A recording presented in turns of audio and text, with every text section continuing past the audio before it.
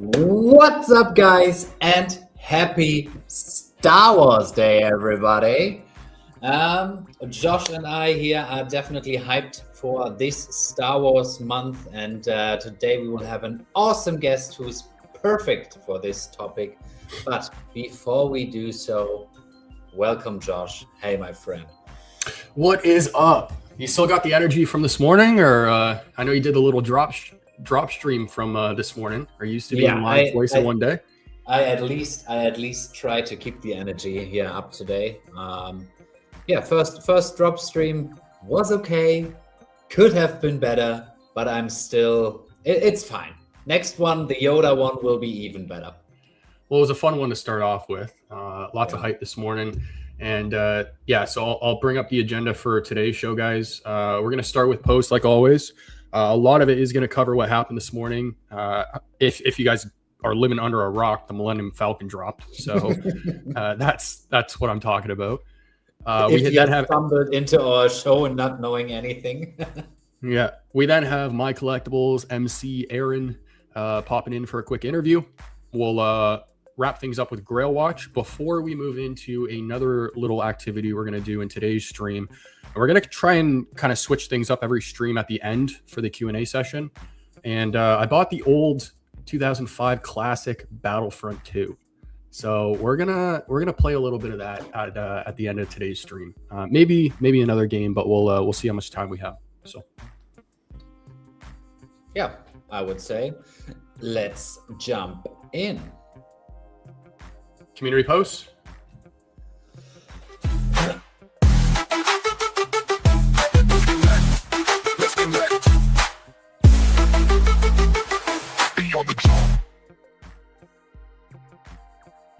Nice. And first of all, welcome, guys, and also hello, biggest bro. I mean, that guy is always everywhere and supporting on all fronts, if you can say it like that. So, and if you guys didn't check out his drop stream, he did one this morning as well. Yeah. Do you want to start? Let's start with this post actually first. I'll go full screen. If I can find the button there. But we had a community meetup over in, I think it was London. Yeah, London. London's community event last weekend for a day of art, games, collecting, and real connections. I actually had a phone call with Vibesman since this event happened, and he kind of shared a little bit. Mm-hmm. And it was really cool because they got to actually do a private tour of Patrick Hughes' studio. Yeah, I think the picture is in his studio. Yeah. Okay. Yeah. Cool. Mm-hmm. Yeah, but it was like multiple levels and everything like that. So it was a really cool looking space. But being able to meet him is, that's special. Yeah, 100%. I mean, that's definitely something exclusive there for the VV fam. And then the other artist that comes to mind as well from the trip is Banksy. I mean, you can't really meet him, or well, you know what I mean. But they went to the Banksy alley. I guess you can say there's like a lot of Banksy graffiti and artwork and stuff in this specific alley. So I don't know where the photos are from that one, but they're somewhere on X. Here's another little meeting. Yeah, but pretty cool to be like to getting the private tour and everything explained by him, etc. So do you know who set that up? Who had the contacts? Or was it set up through Vivi? I think it was a combination of Osman, Vibesman, and Roni. Okay. I think those three were the community hosts. I apologize if I'm missing anyone. Yeah. Maybe Falcon as well? Don't know. We covered this already. But yeah, little community meetup. I actually think they're doing another one in May. So if you guys are in that area, reach out to Osman or Vibesman, any of those guys. New rails, same grails. In case you missed it, Candy Collectibles are moving to Solana. Log in and review your collection by May 20th to qualify as an active fan. What fans need to know, frequently asked questions below. Yeah, I mean, would have loved to see them going over to collect, but I guess I guess Solana also is a good how do you say it? Good choice. But I don't really know much about Solana, but just for those who are involved in Candy, if you didn't know, now you do. And guys, we don't really have a lot of Vivi related posts right now, just because a lot of the hype is around the drops that are happening. So we'll cover those in a moment. The Pokemon card market just crossed 75 billion. 6 years ago, it was under 10 billion. Just and crazy. Actually, yeah, if that graph is correct, then it's just crazy how the Pokemon market has evolved. Yeah, I sent you another video though this week of a Toronto collectible shop now getting broken into. Yeah. Star Wars collections from around the world. You sent me this one. I haven't actually. Yep. I just think that this piece looks so cool, and I mean, we know MC is a huge Star Wars collector and Lego Star Wars collector. So I just wanted to highlight that. I mean, that piece looks so nice. That is like, super cool. Yeah, dude. Oh, it lights up and everything. Yeah, that's so sick. Yeah, I remember seeing some of these in MC's old shop when he was posting videos or photos. The those kind of displays or the no, the little Lego. Yeah. He also has lots in his collection in his home. So we got Fatty in the chat. What up, man? Yeah. Okay. You want to cover this one? I mean, I would hang that in my room. Okay. Yeah. Next one. Look, I think it looks super cool. But yeah, back to the next. Is there anything else you want to say about this, or nope, did I move on too fast? Nope. You're good. Okay. Yeah. Yeah. So I came across this, another example of how AI is kind of just changing things so fast. Jan and I were talking about this video right before the stream, and I said to him, I was like, they're kind of making the digital version of the campus look more fun and better now. It's like, why would I want to go to college or university when I see this? But it's I guess kind of the next version of like an orientation. So, you know, traditional orientation, you'd go to the actual school, have like maybe a small group that walks around the university, goes different buildings and classes and stuff. This is pretty much the next version of that, but digitally. So they've recreated the entire campus, football events, and then there's interactive elements. As you see, he walks up here and then kind of presses X. And then you get a feel of I know, it's just, you get a feel of what the campus is. When I first seen that video, when you sent it over to me on X, I was like, it was not clear from the get-go to me that this is not real. It took a while for me to see it, and I mean not like 10-20 seconds a while, but like a few seconds where I was like, huh, is it or is it not? But I mean, they fully gamified it. I don't know if you guys caught that at the end here, but I mean, the guy's talking to a player in the football locker room. It's like, that's so unnecessary, but I mean, it's what's now happening with AI, because it takes a fraction of the time to create it. So you just see a lot of these features that you wouldn't see like devs spend the time on normally, now kind of popping up. That's maybe a bad example, but yeah, but I mean, that's in the end what it makes, like what it make feel like it's even more real if those unnecessary things are in there that are like also present in our normal kind of life. Yeah. Everything about it though just looks so clean. Yeah. Everything. Yeah. Got a mini map too. It's I'm thinking. Go ahead. No, you're good with you. I'm thinking of the days when I was a kid and I would play like Halo for 10 hours and my mom would come down and yell at me. It's like, now you're having universities create a game of their campus because gaming is it's so wild where things have come. But What were you gonna say?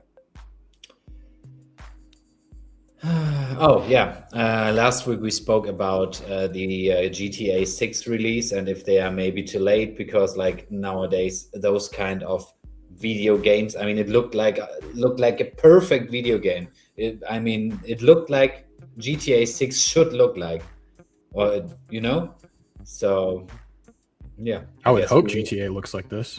Yeah, they better do. Otherwise, that game could.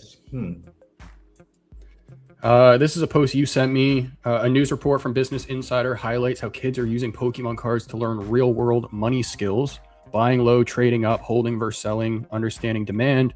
It's basically their first introduction to investing, just in binder form.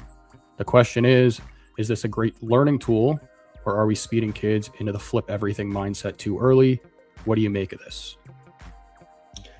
Yeah, this isn't new though. No, it's absolutely not new, and I think it's just got posted because it's like a hot topic at the moment again, because like Pokemon cards outperforming like nearly everything right now. Yeah. So, and I think like the sword. There are two coins of the two sides of the coin. I guess some of them will be learning like perfectly how market structures work, etc., and others are trimmed to flippers. I mean, yeah. I think that's our last post though for today. Oh no, I missed one. This one. We don't need to go full screen, but Disney is a new CEO, and this has kind of been a topic that's been talked about for I think a few years now, since 2020, so more than a few years. But Disney CEO Josh D'Amaro is exploring the possibility of creating a Disney super app. The unified app would allow Disney fans to book Disney park tickets, buy merchandise, play games, and watch movies, all from one like centralized spot. So would make sense, wouldn't it? Like a whole Disney universe. It makes sense if they can fit it all into an app. And the Disney Plus app is, I've always complained about how slow it is. Mm-hmm. Compared to Netflix, it's super slow. So, but yeah, it's a good idea. All right. That is all the posts. So do you want to hop in the Falcon and then cover the Falcon, or what's your call here? Yeah, sounds good. Okay. Ladies and gentlemen, I said we had some Star Wars scenes ready for May, so here's the first one for today. If I can find the button again. There. Unfortunately, not number 1977 here, but also a pretty nice one. Okay, so let's talk about that. So you ended up getting it? The 1977? Obviously not. No. The Falcon. Oh yeah, I did. Yeah. The auto pay just bugged a little bit. I got 303, the mint common. Nice. Totally fine. And I mean, right after the drop, like the market action was definitely there. It was bouncing up and down, etc. But haven't looked since. But I guess we talked about that beforehand. It's kind of floor price, at least the last time we've checked. Yeah, I'll bring that up in 1 second. I ended up pulling it. The auto pay thing was bugging out. That's why I was in your chat saying, hey, click the buy now, because I don't think you realized, dude, but it was saving your collectible for 5 minutes.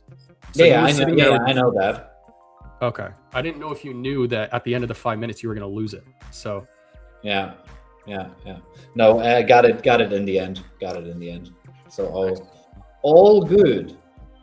Can't complain about a 3-digit either. No, definitely not.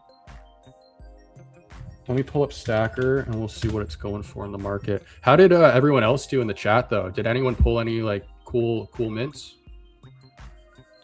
And shout out to Eno, because we know that Eno got the 77 special edition. SE. Mm-hmm. Yeah. Yeah. Oh, what is? Oh, Sorry, I'm Millie. waiting. Huh? I said I'm just waiting for Stacker to load here. Yeah. While you do that, O'Milly just posted a post. Breaking new VV fan member Shu Wong is the third biggest Star Wars collector in the world, and he's become a huge fan of VV right away. Welcome. Are those AI pictures, or is it? Oh no, it doesn't look. Oh, does it? Let me pull it up. Yeah. You said should O'Milly? Yeah, I can send it to you. Wait a sec. Oh shit. Oh, damn it. Today is not my day, man. Okay, give me a second. I'll just go to the page. Send. Oh.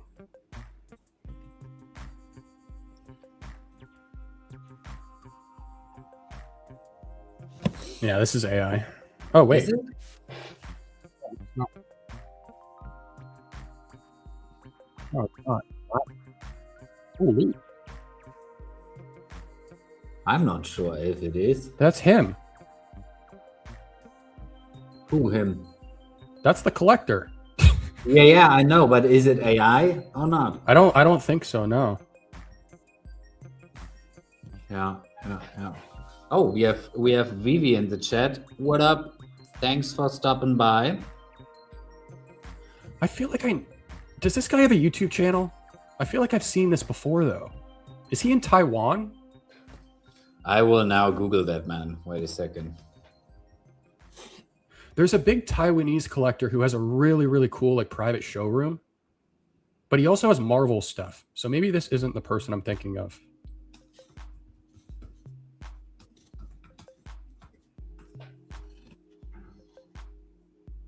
I can't tell if this is AI though. Okay. Because but wait a second. I'm here on a website inside Shu Wong's amazing stuff. No, it's not. It's not AI.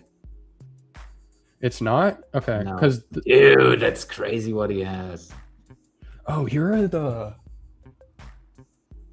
Oh, I thought those were the Batman black and whites. That Death Star is insane. Hmm.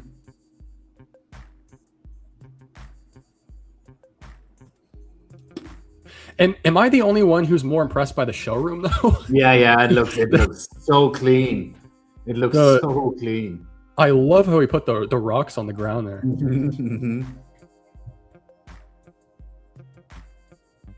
So this one, it looks like he just took all of the pieces out of this room because here's the Luke Skywalker one here. The Han Solo or Han Solo? People are gonna get mad at me for that. Yeah. This one's cool.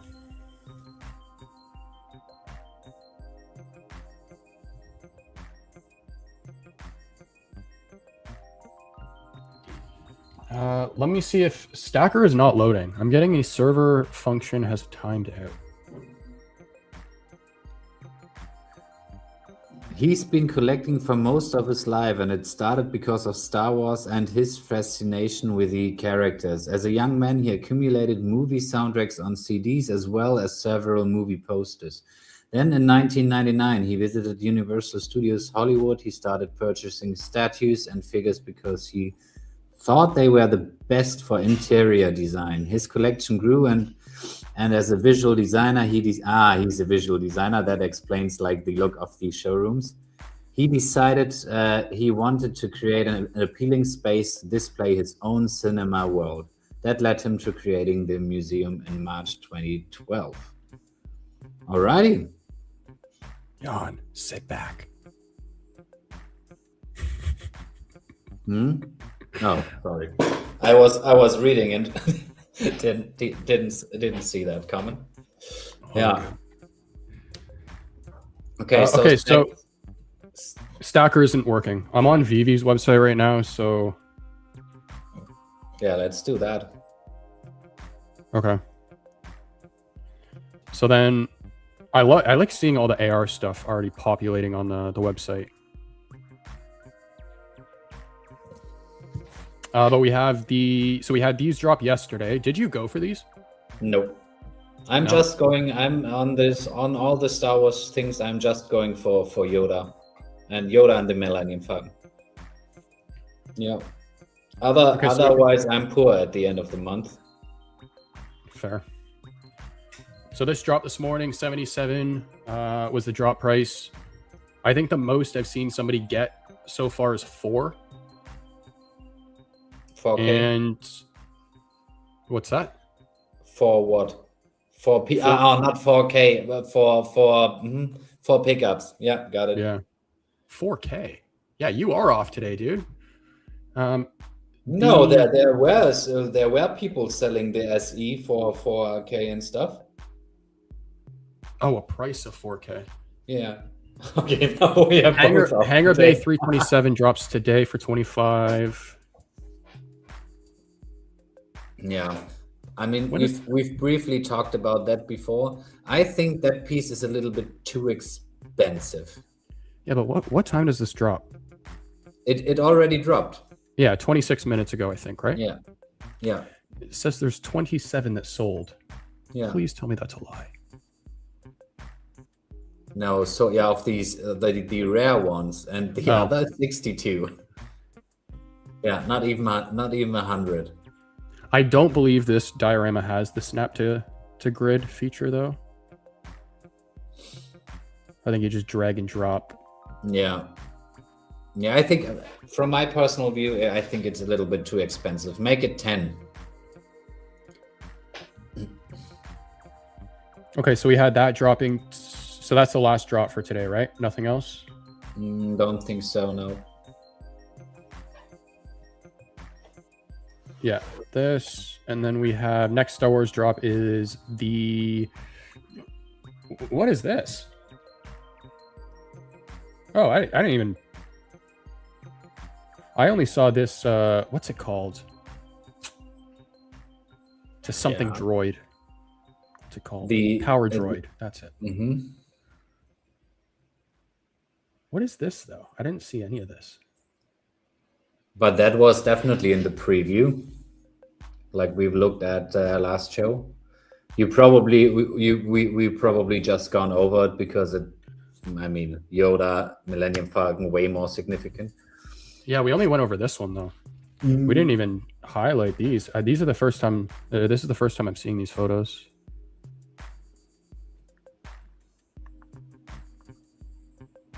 But that seems like a fair price. 10 gems. I'm trying to. What is this? A walkway. Yeah, like a bridge kind of thing, or not? Battery box. Yeah, fuel. So jumps. I mean that you can pimp out your hangar. Yeah. I guess. Yeah. It's like the Little Mermaid stuff with the rocks. Mm-hmm. What's going on, Shane? Were there for the mermaids? Were there accessories? Yeah, there was a bunch of accessories for that diorama. There was a bunch of little floral stuff, or not floral, coral. Mm-hmm. Yeah, got it. Rocks and stuff.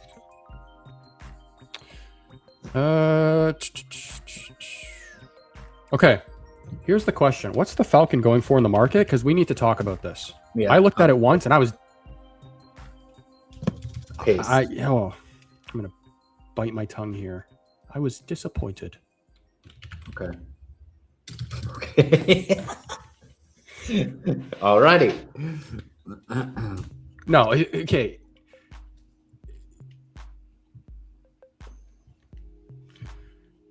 Who is putting this in the market for 75? Okay. I know we got Yoda after this. 78.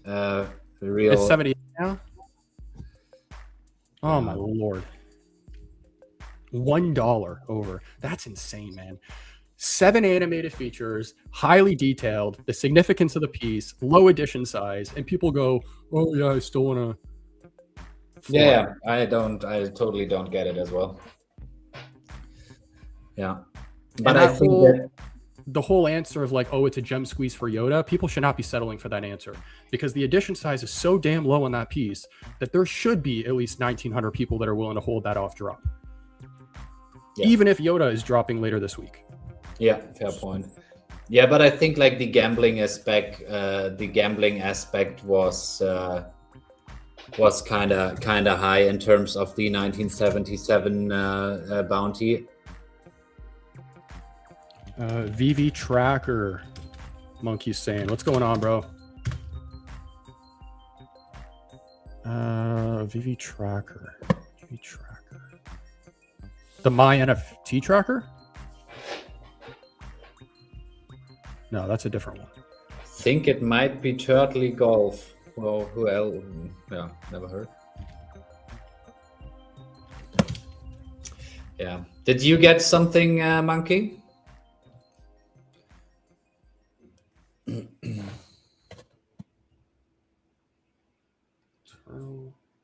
Yeah, but he got it. He's a big collector on the app.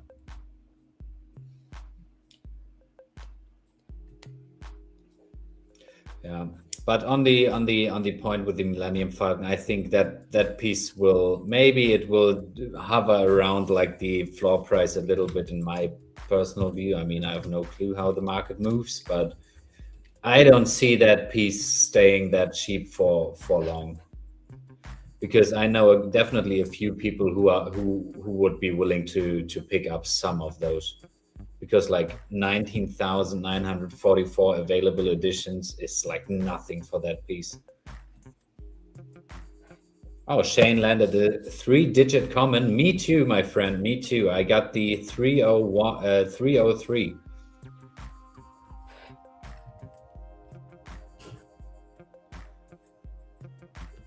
Pardon my ignorance. What are you? How do I use this right now? Just like, do I just type in 1977?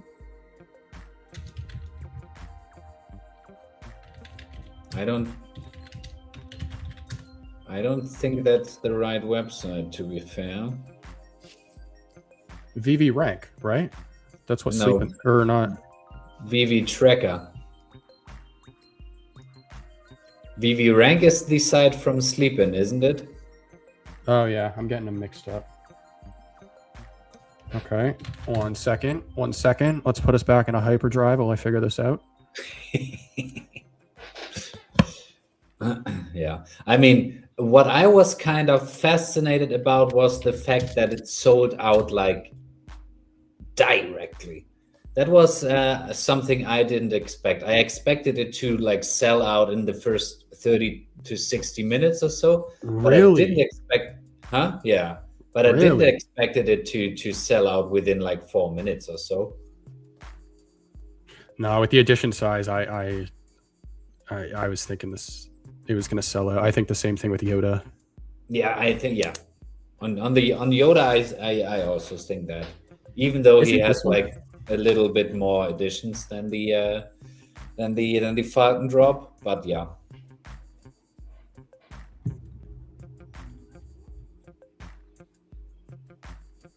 Did you find the right page? I need Monkey's help. Okay. Let's go back to full screen here. Is this the one? Yeah, I think that's the one, yeah. Hinano in the chat. What's good? Hello. So do I search? What's going on, Hinano? Do I search?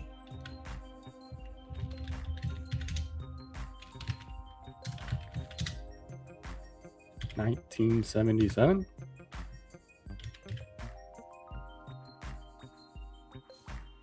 Oh.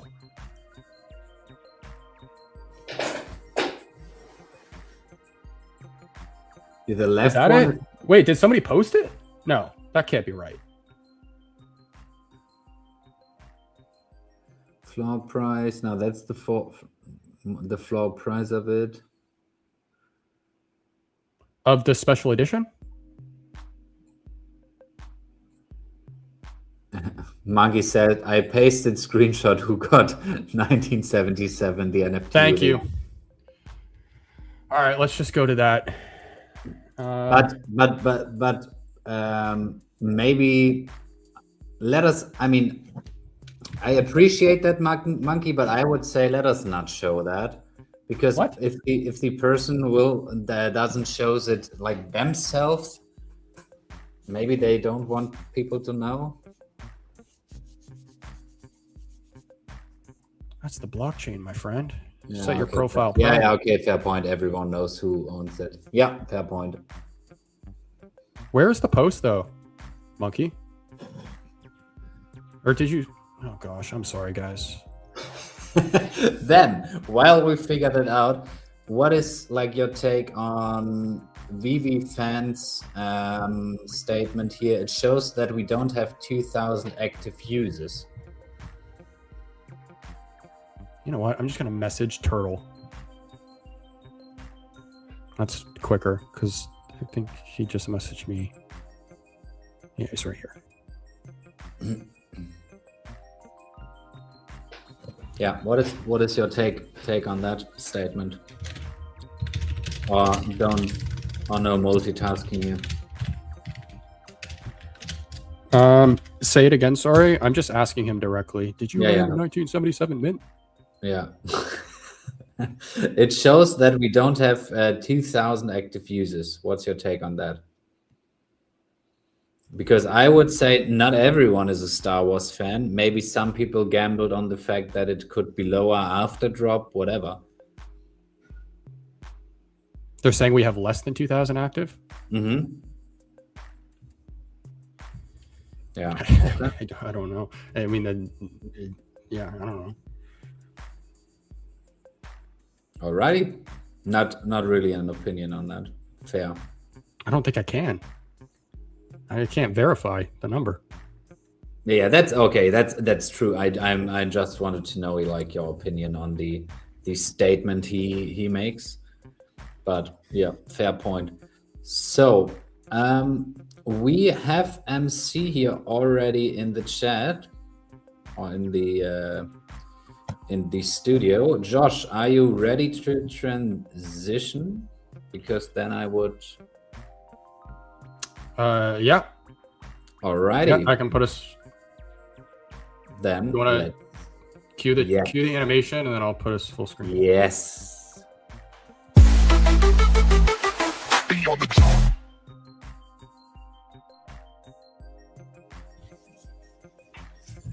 Alrighty, Aaron. How's it going, guys? Not too bad. How are you doing, man?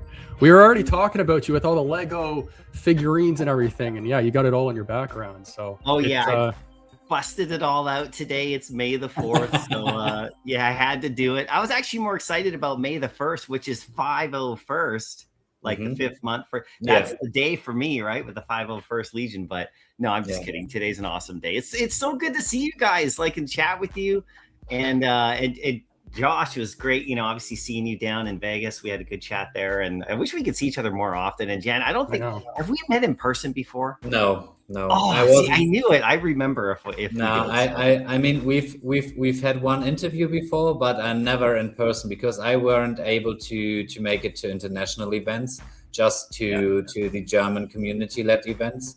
But one day, Aaron, one day. One day. Oh, look at Shane. How you doing? Great to see you too. And I mean, it would have been a great day to see you in like your full armor. Yeah, full armor, sitting there in these Star Wars. I've tried that before on a live stream. It doesn't work well for audio. I don't have the Stormtrooper helmet, and I think I put it on one time when we were like on a May the 4th, like when I was doing a video or something, and you can't hear a thing, and I can't see a thing. That's the crazy thing when you wear that outfit and you walk around at the convention. You always have to have somebody with you because like there's like kids and stuff and people, you can't see the ground. Just run over. Yeah, like the amount of like accidents and people falling. It's very treacherous work cosplaying as a stormtrooper. Okay. It's almost more dangerous than being one in the movie. No, I'm just kidding. Aaron, my uncle is a huge Star Wars head. Like his entire basement is just covered in Star Wars collectibles. And I remember when I was younger for Halloween, he made me the exact same stormtrooper costume, so I was decked out head to toe, but I had like the padding inside, so it was super hot. So when you mentioned that, I was thinking like, how can you stream in that? I would be sweating like crazy. Oh yeah. Did you make it yourself though, or did you buy it? Yeah, no, I made it myself. Like part of what really happened. So I was selling toys at toy fairs. Like I live in British Columbia, Canada, right? And so in Victoria, Canada, which is like the capital city, it's not as big as Vancouver. Vancouver's the main big city, but in Victoria is a pretty decent sized city too. And they have this toy fair every year, and it's put on by this vintage toy store down there called Cherry Bomb, and it's a super cool event, and it was going for years. And so I was, just selling and buying collectibles. So I would rent a table there, and I would be selling all my toys and my collectibles. That's where the name My Collectibles comes, because I was selling my collectibles on eBay. So I called it. I was like, what am I going to call my eBay shop? It's like, oh, well, I'm selling my collectibles, so I'll just call it that. And so I had a little table there. And so one of the first times I had a table there, and had all my toys, vintage and stuff, like with the other vendors. And I see these stormtroopers walking around, like full on, like from the movie. Like, and I was like, what the hell? I'm like, who are these guys? Like, where did they get those from? Right. Because I like to dress up on Halloween, all through my, all that kind of stuff. But I had no idea what was going on. And I'm seeing them over there. Like, I'm like, what? Like, is that like there's like a TIE fighter pilot, like the old school, like the black suit, it's super cool. And a regular stormtrooper. And they came around like near my booth. And so I stopped them, and they had a guy in front of them who was dressed up like an officer, because that's what I was telling you, is like leading them through the crowd so they don't trip. And they had these little flyers, these little 501st Legion flyers, of the group, like the actual cosplaying charity group. I didn't know what they were, even though I was a big Star Wars fan. I had no clue. And I was talking to them at my little booth there, and they're like, oh yeah, for sure. We have a chapter here. And the chapter on the region I am is called the Outer Rim chapter, because, we're way the hell out in the middle of nowhere, like in Canada here. Like, it's not like New York City or something, right? So we're called the Outer Rim. That's what they were called. And the Garrison. And so I was chatting with the guys. They're super nice guys. And they told me, oh yeah, you could just join the forums. You can like go to the website. You can like just for free, nothing, nothing, no fees. And I'm like, but how do you get the costume? They're like, oh, you got to build it. And I was like, what? Like, I don't know how to do any of this prop building stuff. Like, I'm a graphic designer, so it's all digital for me, right? I was like, not like, a hands-on like builder. But they said, if you go to the forums, they sell the parts and pieces. There's like ways to do it. There's the website with all of the reference points. So that's what's so cool about the VV stuff, is like that helmet that we got like a bunch of months ago. That actually is the most accurate stormtrooper helmet that exists in the world, like internally. So cool. You mean the one with the inside? Yeah, the one that opens up. Yeah, because they all have the inside if you just flip it, right? But the one that opens up actually is the first time. That was referenced in a Star Wars encyclopedia book as well, and but it didn't have the full 3D-ness of it. It was missing a few things. So anyway, these types of people look for those resources from the movies, because in order to actually become a member, you actually have to build it, and then it has to be screen accurate, like to a specific moment. So if you're doing a New Hope one or the Empire Strikes Back one, like there's differences. And I didn't know any of this, right? Because I watched the movies, but I didn't know that the holster was this color and it was strapped over there, and there was like a little thing here that isn't on that, blah, blah, blah.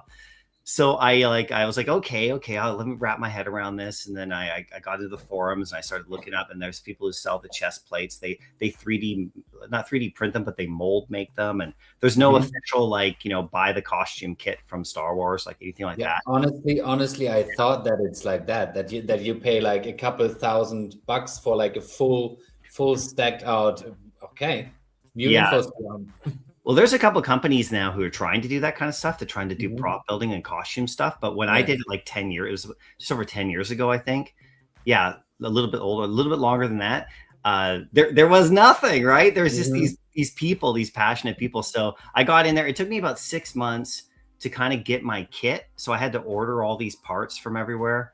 And I found like you could buy the boots, they're made, right? And you could buy like the gloves. And there's like people were making like there's a neck little thing that you strap on, and it comes, and there's like a bodysuit that you can wear underneath. I just kind of made my own. Like, it's basically like a black ski suit underneath, like, the spandex. You don't want to see me with the armor off. It does not look good, or halfway on. It's just embarrassing.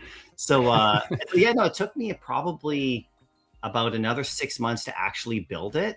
And some people do it way faster, right? And then some people with the you mentioned like, you know, the heat. Some people have like fans inside there. They have electronics, voice changers. I mean, they go crazy. Mine's pretty much a shell. Like I'm not like People put fans in them.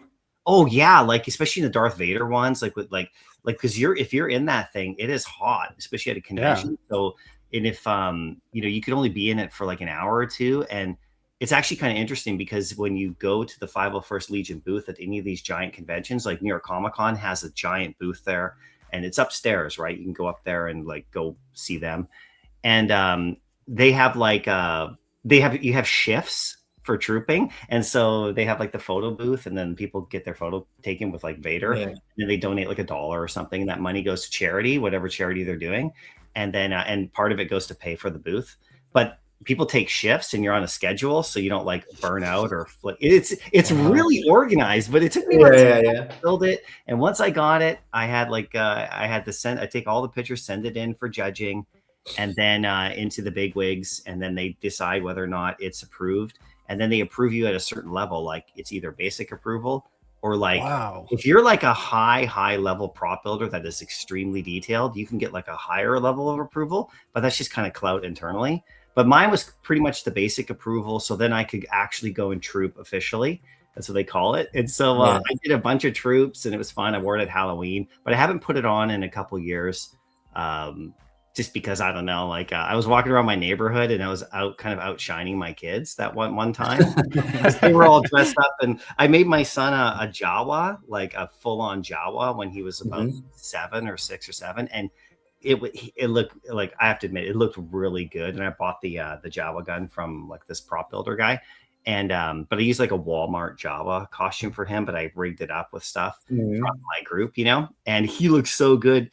And that was the only time that he was outshining like me. So I decided, you know, I probably shouldn't wear this costume when I'm walking around. Like, the first time I did it, I just did it once, and I was like walking around my neighborhood, and everyone was coming up to me, like, and I was kind of like, I was full on in the Stormtrooper costume, and they're all like, oh, and there's pictures, and I'm like, it's my kid's day, right? Like, so I went back home and I actually took it off. And then I just went, because, you know, it's trick-or-treating for my kids. It's not about me. But then later, when they got a bit older, I just stood at my door and handed out candy. And that was fun. So my kids went out with their friends. Like, you know, they didn't want me hanging around. So I was just at my front door in this costume. So I still have use for it. I still have it. I have a Snowtrooper Commander as well. I have a Snowtrooper outfit that I don't show. Oh, wow. So, but anyway, sorry, that's enough about that. No, I'm glad I asked, because, I had no idea that much. And it's so fascinating. I mean, you can really feel like your passion for that fandom, your passion for the Stormtrooper kind of cult. Yeah, it kind of is. And I honestly, for me, I know Star Wars, I like Star Wars, but I'm not like deeply into that. And it's so crazy to hear and get those insights into what's actually happening behind the scenes there, with all like the approval and like the different ranks, etc. That's super interesting. Yeah, and the cool part is the page itself, like the 501st site has all the costume references. So if you go to that page, you can, when you're building, you have there, you know, and this is just the way I'm thinking. I've been trying to connect with the 501st people that I know, because the stuff on VV, like the Stormtroopers, even like the helmets and stuff, it's all like more accurate than the photos they have on their site for reference, because it's literally like, and it's 3-dimensional. So you can really zoom in, and you can, if you're building your costume, you'd have to rely on the photos or on the 501st site, which are great. Like the resources and people uploading them, and they show you exactly what the gloves look like and what kind of gloves they are in the real world, or blah, blah, blah. But on the for a full costume, I was like Googling and trying to find like a Stormtrooper outfit, and then shots from the movie, so I could actually get it accurate, like the back plate, and like, what does this strap look like, and is there like a bolt showing or not? Because, you know, like, it's very detailed. That's crazy. But you can actually look at the VV stuff and go like, well, this is exactly from Lucasfilm, and it's exactly the way. And no video game really, you can do that in a video game, like maybe on Fortnite, you can look at like a Stormtrooper, but you can't really zoom in like you can with the app. So it could be a big resource. And I know that never thought about that. I've been telling people about it and trying to tap them into it and go, no, check this out. And, you know, I think as time goes on, people will see it even more as a resource. So it's pretty cool. That's awesome. You got me also thinking about the Samurai series though, and I don't know if you want to talk about that at all, but yeah, I haven't seen those anywhere else either. Like, are those the first on VV as well? Yeah, so there are other they're the Edo versions, I believe they're called, right? So yeah, and so in the physical space there is a couple lines of those. They look a little different than the VV ones. So the VV ones are exclusive to VV. There's just another interpretation of it, but they're right from Lucasfilm. So like there's like like the 6-inch ones that I've seen that are sort of like Black Series level. There's the statuette ones that are bigger.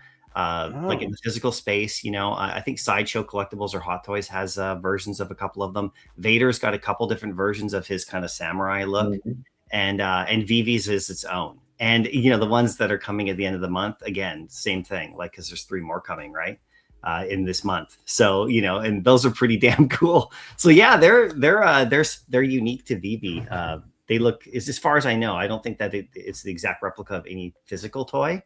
But I've seen some other ones that we don't have on VV yet. Like there's like a Maul that looks crazy, like a Darth Maul, and there's like a bunch of others. So we'll see what David, you can cook up. I don't know further than this month actually, but we have the ones that are coming at the end of the month that look pretty damn cool to me. So I love that kind of little side collecting thing. It's cool. It kind of goes into George Lucas's, you know, inspiration with how he was thinking about the movies and stuff. And I think there's like the samurai movie that he really loved. And so there's this kind of connection there. And, you know, it just kind of goes into that whole lore, I think. So I think it's cool that Star Wars allowed, you know, the toy companies and the collector companies to do that stuff based upon some of those original concept drawings from like, I don't think Ralph McQuarrie did them, but yeah, it's pretty cool, you know. If you're into it, you know, it's a side thing. So if you're into it, and if you could see someone walking around in like a physical costume like that, could you imagine? The best I ever saw was there's a guy in the 501st Legion who is local in my area, and he's a First Nations artist, like an Indian artist, you know, like an American Indian artist, First Nations natives, yeah. And so he's done all of these like representations of Star Wars, like with First Nations art, and it's crazy, right? So I'll look his name up and maybe share it here. But, yeah, that sounds like a really cool twist. First Nations in Star Wars. Oh yeah, it's super cool because he takes like some of the big ceremonial outfits and then he does like a Vader version of it. It's insane. It's like indigenous sort of art, but it's like, but it's kind of like what the samurai stuff is. It's like that. It's just an interpretation of it. Like, what would it look like in that culture? Pretty cool. Yeah. But I mean, today was a big drop day, and we haven't really spoken about that. What did you get on the drop on the Millennium Falcon today? I just got one. I just did my thing with the, you know, I did the pre-drop, like, or whatever, the auto pay, and I got one. And it was like just a basic one. Like, it was just I didn't get the special edition or whatever. Or I didn't get any special mints or anything. I just got like, I think it was like mint 1,030 something. But then like, yeah, I just auto paid it. And I was dropping my son off at school. And when I came back from dropping him off, like 10 minutes later, it was sold out. I was like, what the heck is that? Yeah. Like, I was going to probably maybe go for one more, you know. I think I was had 2 hits in it for me, just with the amount that there are. And, you know, just realistically, you know, like if I was able to get the special edition. Sorry to interrupt there, but what is like your personal take as a Star Wars fan, not as someone who works at VV, as a Star Wars fan, in terms of the significance of that piece, like in the whole Star Wars universe, and in terms of like the edition size that the drop has, because we have like 1,949 pieces available to the public. What is like your Star Wars fan take to that? Well, if I was running my channel and I wasn't like working at VV and I didn't know stuff that you guys don't know, then I'd be like pretty excited about it. You know, I'd be like, oh, this is really cool.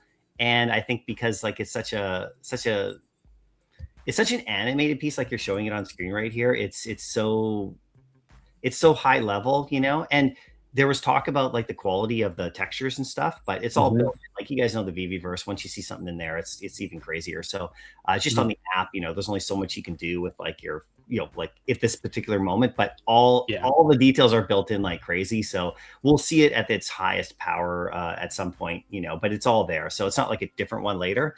I was talking about that in the spaces a while back with Eagle, who's like, works on the design team with Devin, right? And so it's all like super built as the highest level you could imagine, like when you zoom in on it. On the app, there's only so much you can do. So if I was looking at it like that, I'd be like, I was okay with it. I thought the quality looks amazing. Like I just, like I'm not going to zoom in too crazy on it myself, just as me as a fan. I'm just like, it's the Falcon. It's so iconic. Yeah. And the sounds and the animation stuff. If it was like no sounds, no animated, no nothing, just static, I would have been a little bit like, less like super pumped. But because it has all the stuff, that just makes it to me like probably one of the top collectibles that's ever released on the app. I really like the AT Walker as well. I think that thing is crazy. That didn't get as much attention as this because this is such an iconic ship in Star Wars. For me, the most important pieces for me are the actual characters, though. Like the Millennium Falcon is probably the one vehicle that, and maybe the Death Star might be like up there. That is like a named vehicle that's like very iconic and just like its own sort of collectible piece. Whereas like a TIE fighter or like an X-Wing, there's like tons of those. So even though Luke's X-Wing on the app is awesome, it's got all the sounds. If you remember it raises up and the wings and it looks great.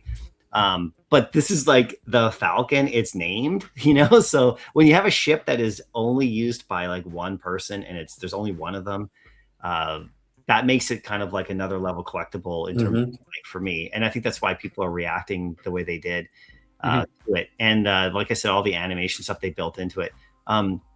It's amazing that like when Eagle and Devin and the team were working on this thing, they were able to actually build all that stuff in, because it could have just been static.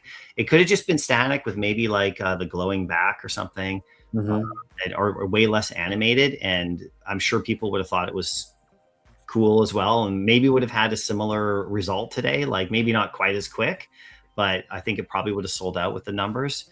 But yeah, I mean, pretty wild, like for me, if I know you guys were talking about like user count, like daily users and stuff like that, just before I jumped on, if just everybody bought one of it, I mean, it's so scarce. Like I kind of think we think of like a 2000 edition item on Vivi as like, oh, maybe it's a lot, but it's so there's like that's like nothing, right? Compared to what we're used to. It's just people are in the app are really discerning customers now, like, and that's the way it has been in the past. That's the way it wasn't like that for a bit. There was times when people just went for everything like crazy without thinking, and then you see these crashes on the floor, right? Because people are just and I covered those on my channel tons of times, right? Like those kind of experiences, and I was annoyed with some of them, right? With some of the edition counts, like back in the day, sort of infamously. but I think this one at this edition size is just to have the basic like the one you're going to get is the one that everyone's going to want.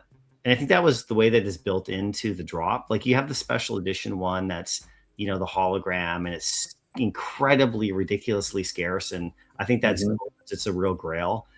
But the one that you're going to get is like the one that, everyone wants. It's fully, it's the one, So I think that's really cool. So what you're getting really, and then there's a bonus of what you could get on top. I think the most interesting thing that's developed over the last while is the crazy mints, like the and I say crazy like in a good way, like the recognition of the power and importance of special mints.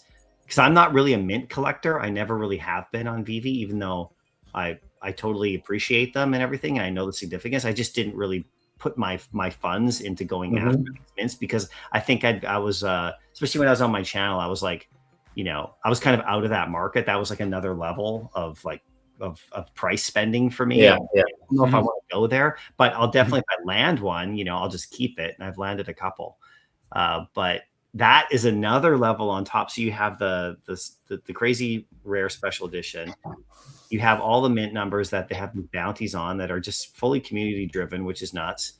and awesome. And then the one you get the one that you actually will most likely 99% land or whatever is actually the one that people would want to buy anyway. So I kind of think it was really well thought out, and I'm not on that part of the team as much with this particular release, but they've looked at all the previous ones and gone, let's just make it really simple and put the price at 77 because it's, you know, it's Star Wars. I mean, they could have made it 150. They could have made it like, you know, 50. But, you know, at the same time, I think it was priced well. And I think it, as a result, you saw the results today. I think the community will always tell you, right? Like the customers, the community will always tell you if it's priced right or not from retail off the bat. So I think the results today showed that people thought it was in the right spot, or at least close to it. Everybody wants it a bit cheaper, right? Like, of course. Yeah, but I mean, to your point, and huge shout out to Devin, because I keep hearing his name come up more and more often over these past few weeks. I was actually talking with Eagle Eye this morning, and he brought up Devin's name multiple times as well. Just like his team's doing a phenomenal job with the details on these collectibles. But yeah, the drop is just set up so well. Yeah, they're working directly. Like, this is the fun part. So Devin knows how much of a Star Wars fan I am. It's okay I say his name, put it out there, because he's actually gone live. You know, he's been in the, I think he's been interviewed by the Level 100s once. I think he was on the VV channel with Corey doing a background, I think, about Magneto. The Juggernaut collectible. Yeah. And he showed a bit of the process there, stuff like that. I think so. The only reason he's not like more active here is just because he's just so busy. I mean, they're just working on stuff. Trying to get him a year or two ahead. Like, they're like a year or two ahead, right? So, but because that's what the approval processes are like something like this coming out with Star Wars, it has to be like, you know, this is like Lucasfilm, like it has to be right on, right? It's not like, oh, this is VV's version of it. Like, see, some of the IPs are maybe like that a bit, where, and I don't really know totally all the conversations, but with, you know, where you could do like a VV version of the character or something, and maybe that would be cool. But this is like Star Wars, so this Falcon is not like VV's Falcon. This is like Star Wars Millennium Falcon in digital format for the first time. And it's not like VV's version. Like, it's in VV, but this is Star Wars, you know, like it's their ship. So it has to be their ship. Exactly, you know, so they're the ones who are approving lore specific. And our team has to like work with them, and their team works with us. And it's, you know, any of the collectibles that Star Wars release is a Star Wars collectible on VV, not a VV collectible. That is Star Wars. You know what I mean? Like, it's like if you go to Walmart and buy a Hasbro Star Wars toy, that's like a Star Wars toy that, you know, is being sold at Walmart, you know, through Hasbro. Like, it's not like Hasbro's, you know what I mean? It's Star Wars. It's like, it's theirs, you know? So they're very protective of everything they do. Disney as well, Marvel as well. So anything you see that comes through is like been approved at the highest level. So that should give everybody confidence in the whether you like it or not, it should give everybody confidence in the piece itself. Yeah. We have someone who's asking, is that a real AF-15 behind the guest? What is your guest Grail physical comic book, since it looks like he has a few nice early ASM? No, I'm not sleeping comics, okay? Or David, I don't have an amazing fancy 15, a real one. No, it's a facsimile. Where is it? Up here? Yeah, it's right there. It's a facsimile right there. So yeah, no, I have some early. I think my number one Spider-Man comic is Spider-Man 10. Like, so I have ASM 10, right, with the first appearance of the Enforcers, just before the Green Goblin shows up. So this is kind of the crew that the Green Goblin kind of gets involved with on number 14. So this is number 10. So this is like my earliest ever Spider-Man comic. Is that on VV? No, this one's not on VV yet. Yeah. I say yet because, you know, I hope you never know. Yeah, but I think for me, that's probably my favorite comic that I own, you know? Nice. Yeah, it's the lowest counted, like, it's the lowest number Amazing Spider-Man comic that I've ever had. Like, I've never had like a number 9 or number 5, because once you start to get like in the top 10, like in the, you know, every one of those is a key first appearance of some character that everyone knows. And to find one in a decent shape that isn't like, you know, even just to find one, because I got that at New York Comic Con, right? And I found that actually in was it on the wall? Yeah, it was on the wall of one of the comic vendors just up there. And I was like, oh, that's pretty good. I think I bought it for just under $200, like US. And so for me, I'm in Canada, so that was about like 250 or so. But so I was like, okay, I can do it. That was a really nice price. I got it on Sunday. So I waited the whole weekend, and then I had an hour to walk around the shop because I was working the booth. But every time I would use the washroom or go get something to drink or something like that on a little mini break, I would like go past the comics and I would like look. And I'd be like, okay, I'm coming back for that. Or maybe, and don't say this to the booth staff, but sometimes I would go, oh yeah, I guess I gotta go to the bathroom. And I would, but then I would like kind of look through the box. Oh yeah, it was a really long line at the bathroom. And, but yeah, so that's probably my favorite comic that I have. I don't have any massive grails at the moment in my collection for comic books. Like in terms of, like a Hulk 181 or something like that. Like I don't have any of those. I have had an Avengers 1 before. That one's pretty awesome. That's on VV. That was a pretty high level comic. I ended up moving that one a few years ago though.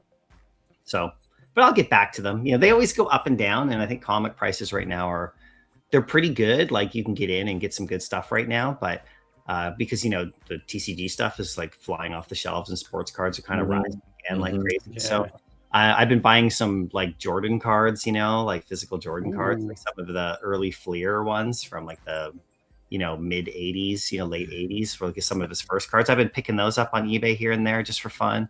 Yeah, you're a basketball fan, aren't you? Yeah, I'm a big basketball fan. And my Lakers made it through. So yeah. Okay. Don't get me started. We'll go down that whole but no, I love all sorts of different things for collecting. So like at one point I was a massive minifigure collector. I still have all my minifigures, my Lego stuff. And I brought up my Lego Falcon. This has never been opened. This is the Lando one, the one from the Solo movie. Yeah. Where that's all that's when the Falcon was brand new. So and it is sealed or what? The box is sealed and you've never. Oh yeah, no, this is sealed. This has never been built. This one is open. That's vintage, right? And I actually have the Falcon up there, like the old school. But I just love the box, Yeah. Huh. Aaron, before we move on, just like for planning purposes here, like for how long do we have you here roughly? Yeah, I got about another half hour or so. Okay, I think. Nice. Yeah, because it's a big day. I have a few more meetings to go to later today, but no, I mean this is what it's all about.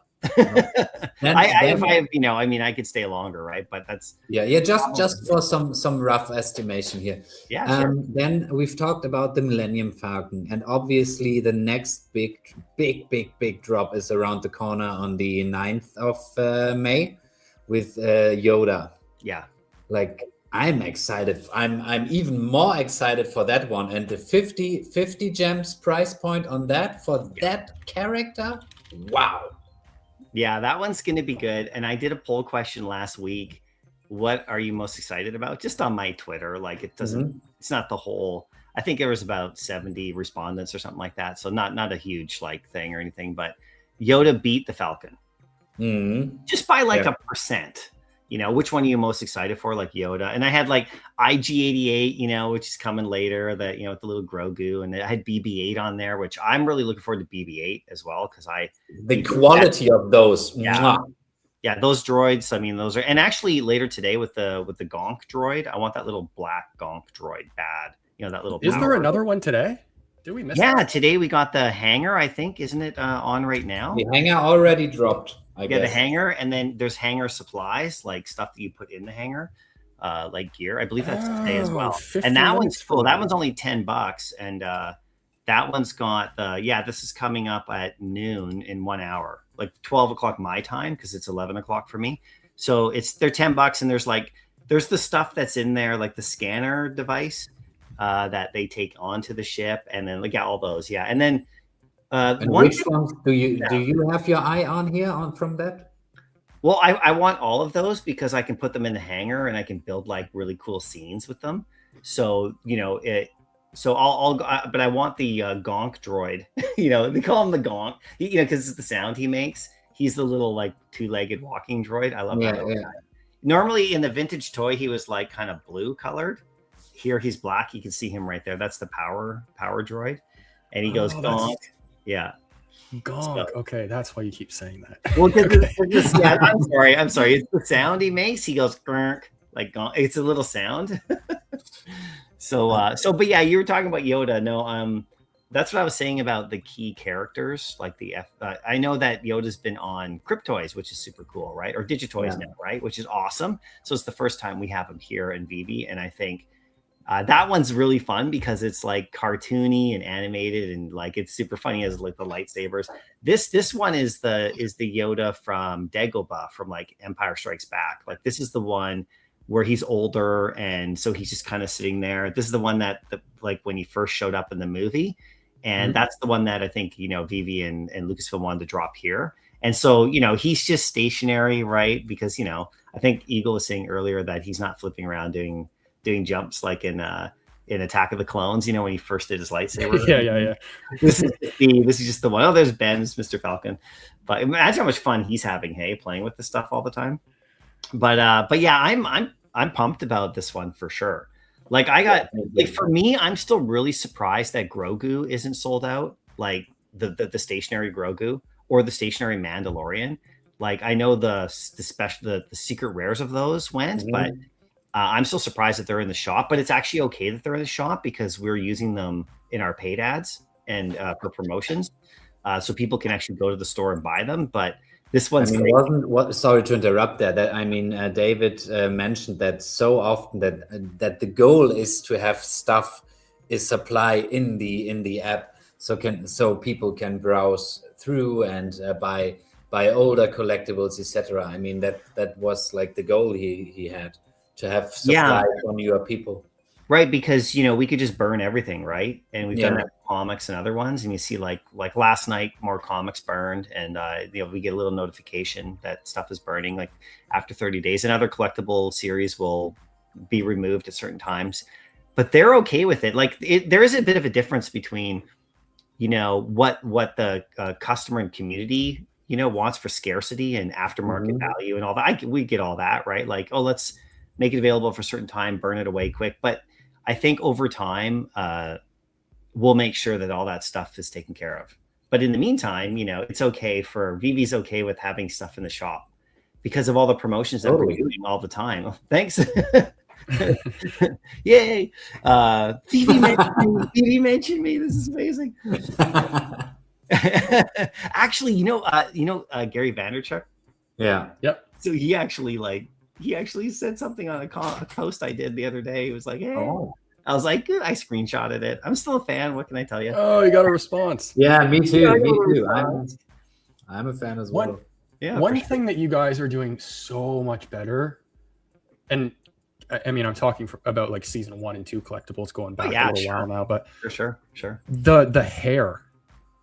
Yeah. Like I remember hair on characters used to be an issue with design, and it's just not only the hair on this, but also just the details with the wrinkles, like around the eyes and the neck. Like it's the details just getting better and better and better.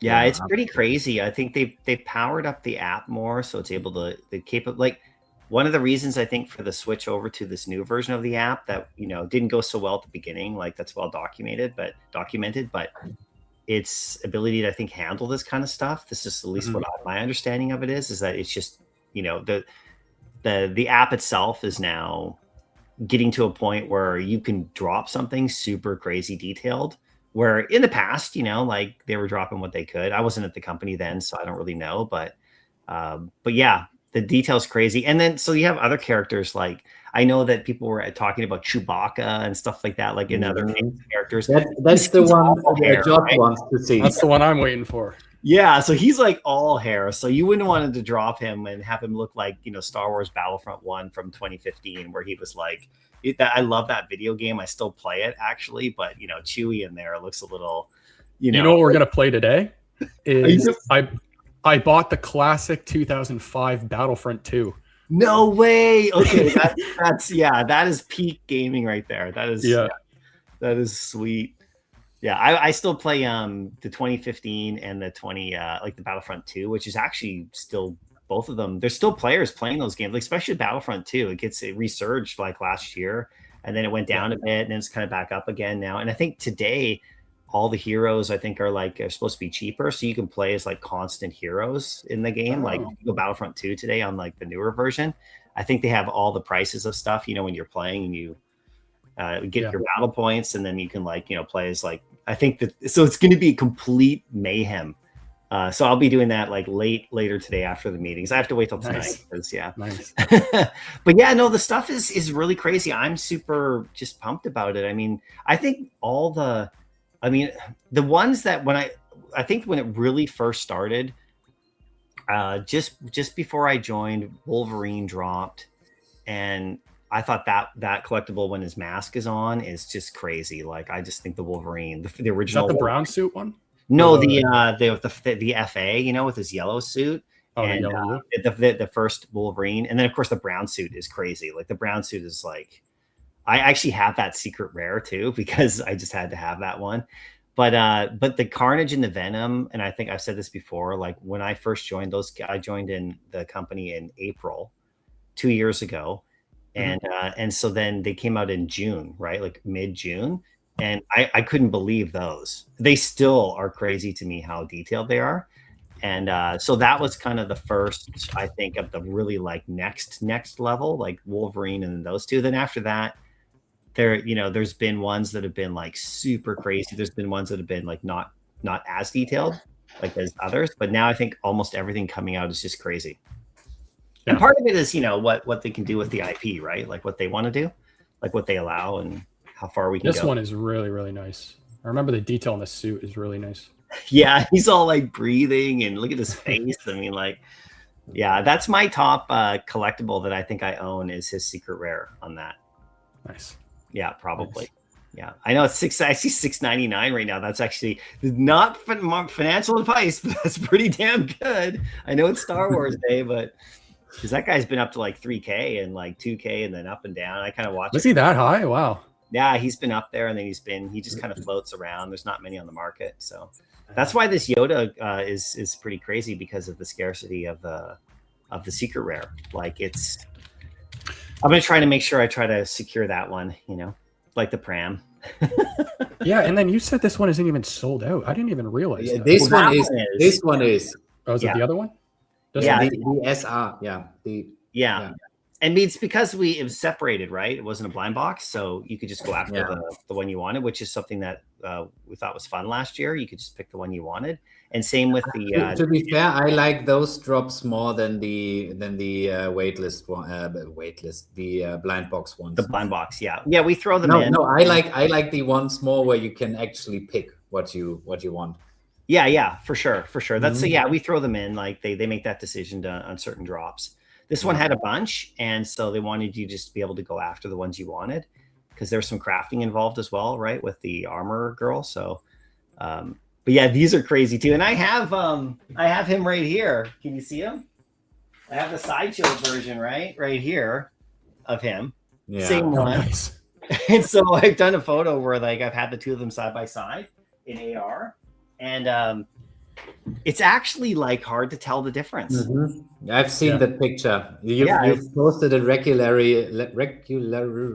You guys know what I mean. It's right here on my desk. It was like right here on my desk, like here, like nothing. I just took a picture of it, put him in AR beside it, just clipped it, didn't even filter it, and I was like, oh, they look good, right? So, and the movie's coming out. The movie's coming out in like 2 weeks, like the Grogu Mandalorian movie, right? Speaking of movies, it's not a movie, it's a TV show, but are you watching the new Darth Maul? Oh, yeah. Yeah? How do you like it? I'm only on episode, I think, what is there, 8 or 9? I'm on episode, I think, 5. So I don't know all of it, but yeah, I know. From what I've watched so far, I'm enjoying it. Oh, it's awesome, in my opinion, right? And the last 2 episodes I watched, I think were 6 and 7, and then 8 or 9, I think, are tonight. Like it's out now, I believe. So, yeah, those were good episodes. So you'll get there. Yeah, you'll catch up. They're super quick too, but it's a good show. So I think I know what question might be coming next. If you segue that. Are we getting all? Yeah, I know that's also a question. Or that's a collectible that people want to see in the community too. Jan, I think that's on your list, right? Yep. That would look so cool. Oh, so cool. I know. I mean, I think the partnership with Lucasfilm is like, pretty immense. So, I mean, I don't know when Maul's coming or if he's coming, but I would assume at some point we're going to get Maul. I would just assume, and this is just me as a fan, right? Like I haven't actually seen Maul, just full disclosure. Like I haven't actually seen it on the calendar or something, but I would assume, we're going to get a lot. We're going to get some of the key characters because there's so many that you could still do. It's like there's Anakin, there's the Emperor, there's Death Star. I mean, there's all sorts of like crazy that I would personally love to see on the app. And just think about how good those will look. Yeah, point. Well, just to put a side by side together, because I heard you talk about Sideshow, and in our last stream, we were talking about how the quality of the promo photos are now pretty much at par with physical collectibles. Yeah. Like you can't really, like the BB-8 promo photos, the interior of all like the little mechanics and stuff. I mean, if you didn't know that was a digital collectible, you wouldn't know it's a digital collectible, right? Yeah. Like that's how real it looks now. Yeah, actually, this is really funny you say that because, our marketing team and with the photos that they put out there and everything, they literally have to make sure, because of Lucasfilm's request, that when we put out a video, like a promo video, like of the Falcon flying in, that if you look at those videos, that it's clear that it's a digital collectible and it's not from the movie or something, or a scene from a show. Right. Like legitimately, like that's because you're right. Because the marketing stuff is looking so. Do you remember the Maserati video? Yep. That was insane. Like, so with the outreach I've been doing to like influencers, we do have a push towards automotive, and I've been sharing that like Maserati video with like certain media outlets and influencers and things like that in the supercar area. We're just probing that area, right? But that video, like, I remember I sent that video to someone, like, what is it? Somebody replied back to me like, hey, like, what is this? Is this like they didn't know that it was a digital collectible. They thought it was like, oh, is this like what is this? Is this like a real car? Like, is this like a, like, seriously, they were like, to say that it's, oh no, it's a digital collectible on a mobile app that you can like drive around in. They're like, cause it looks too good, looks like too real. Which is great. So yeah, the Star Wars stuff, it's funny because I've been in marketing meetings where they're like, okay, yeah, we have to make sure the video like actually says digital collectible on it or shows part of a background.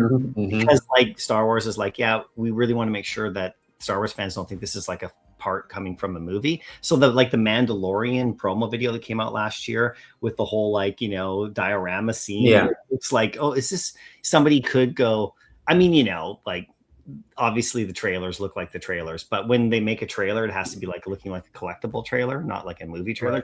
Because Corey and the team, they could make it look as real as it gets now. Because this is Grogu from Sideshow, but the photos of Yoda are not far off from this. I know it's not. Yeah. Well, I have that. That's my Grogu. He's over there. You have this exact collectible? I have him. You want to see him?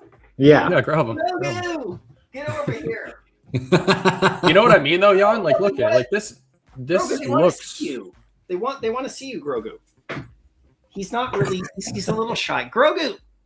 Holy, you weren't kidding. It's the exact one. There he is.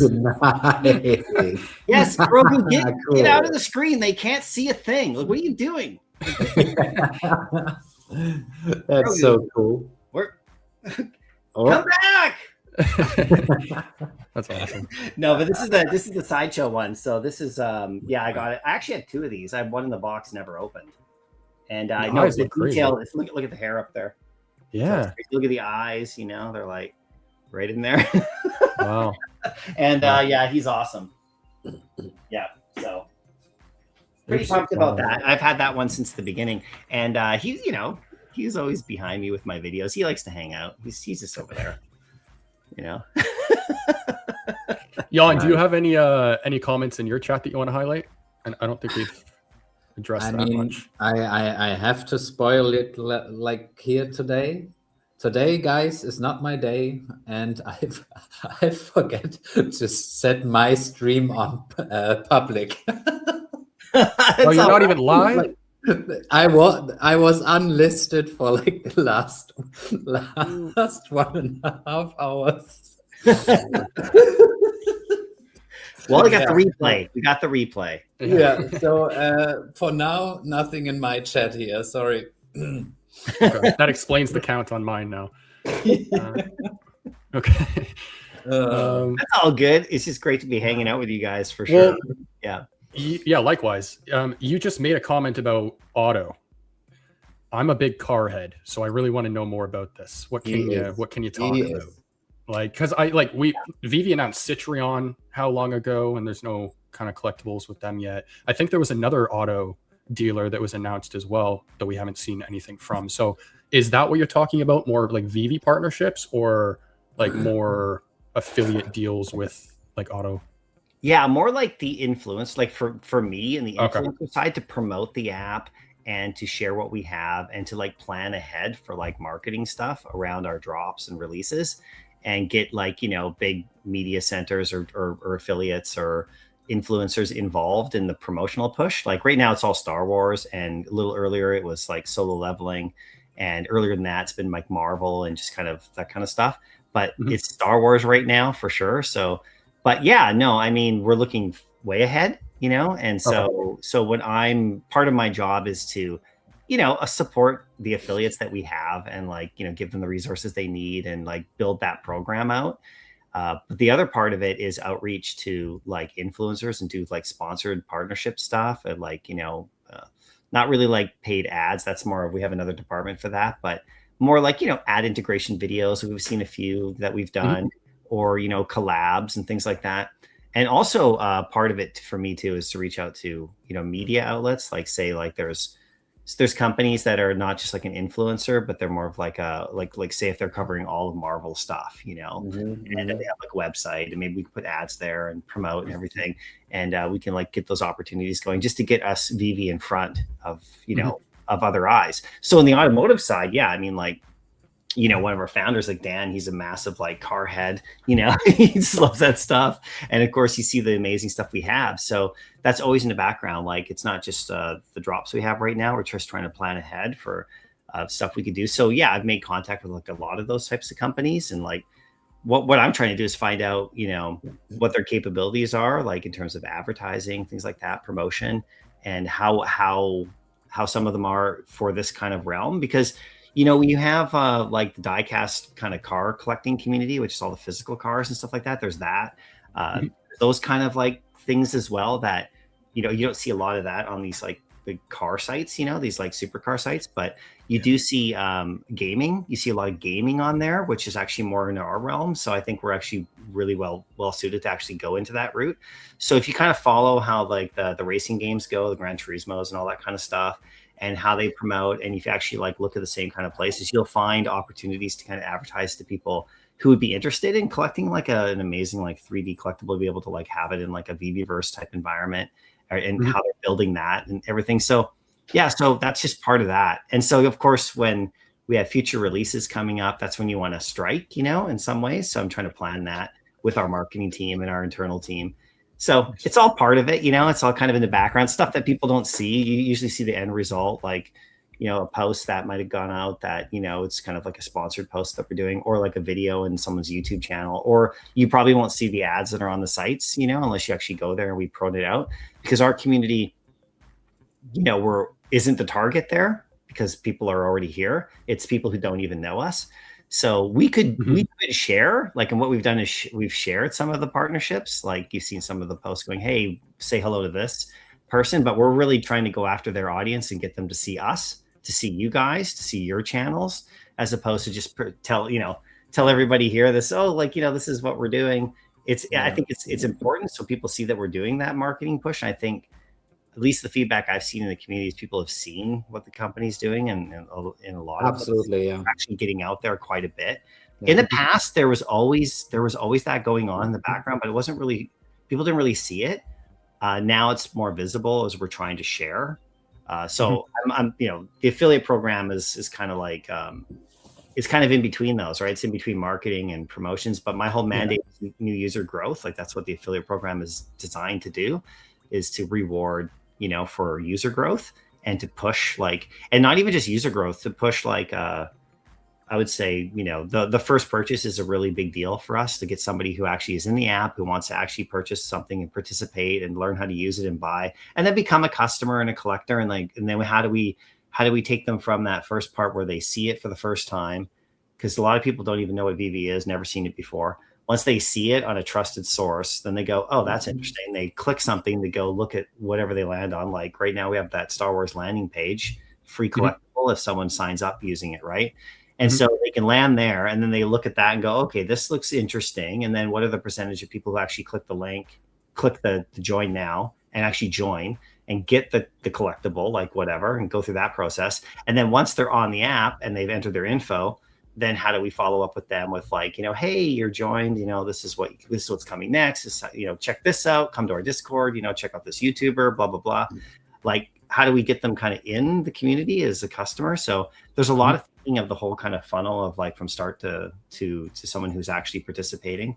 And that's, it's a big task, right? But we have a really good team in place in all the different levels. So I'm kind of inserted over in this level right near the start, which is the onboarding, outreach, and initial sort of exposure of VV, getting people to get to the site, getting people to sign up, giving them a free something for fun to sign up, and then rewarding people who do the work to get them to sign up. And then also putting VV in front of audiences that don't know we're here, but they're like-minded. So trying to figure that out. And then we have forward. So yeah. Sorry to interrupt there. No, it's okay. Aaron, yeah. But I have a question on the reach outs to. I mean, you've said new partners, etc. What is is there a specific part of your pitch to them that also is hey guys, this is digital collecting, and those are digital collectibles, and digital collectibles itself have a negative kind of stigma currently a little bit here and there, because people oftentimes think, oh, scam, blah, blah, blah. And they don't really look around under the hood in terms of, okay, this is actually licensed by the biggest brands of the world. Because I can assume that when a new partner posted something, that there will always be some people in the community section or in the comment section from that particular account or creator that are oh, now you've sold for NFTs. You know what I mean? Yeah. Yeah, well, what's really good about that is it's a really good question, because actually the responses have been really awesome. Specifically in the last year. We've all been through that, right? Where we make a comment somewhere on some site, on someone's feed, and they go, oh yeah, whatever. We've seen all of that, and that was pretty thick for a year or two, right? In general. But actually, when I do outreach to these influencers, it's either a couple things. It's no response at all because they're not into it or whatever, or who knows what they're doing, right? Or, hey, thanks so much. That looks awesome. Yeah, we'd love to do something with you. I haven't received any kind of this. I'm not doing NFTs. That's a scam or anything. And then the funny part is if you look at the promotions that have gone live, that have kind of been in our community, that are we've tagged and kind of shared with everybody, just to kind of say, hey, pop over to this influencer, check them out. If you actually look at the comment section in there, there's very little to none of that at this current time. And the cool part is that just for me, just my personal experience of outreaching and when I send people the promo materials, and we have pretty, detailed sort of different kinds of things that I've written up to try to approach different people and different kind of groups, in a fun way. First letting them know that I'm not a bot.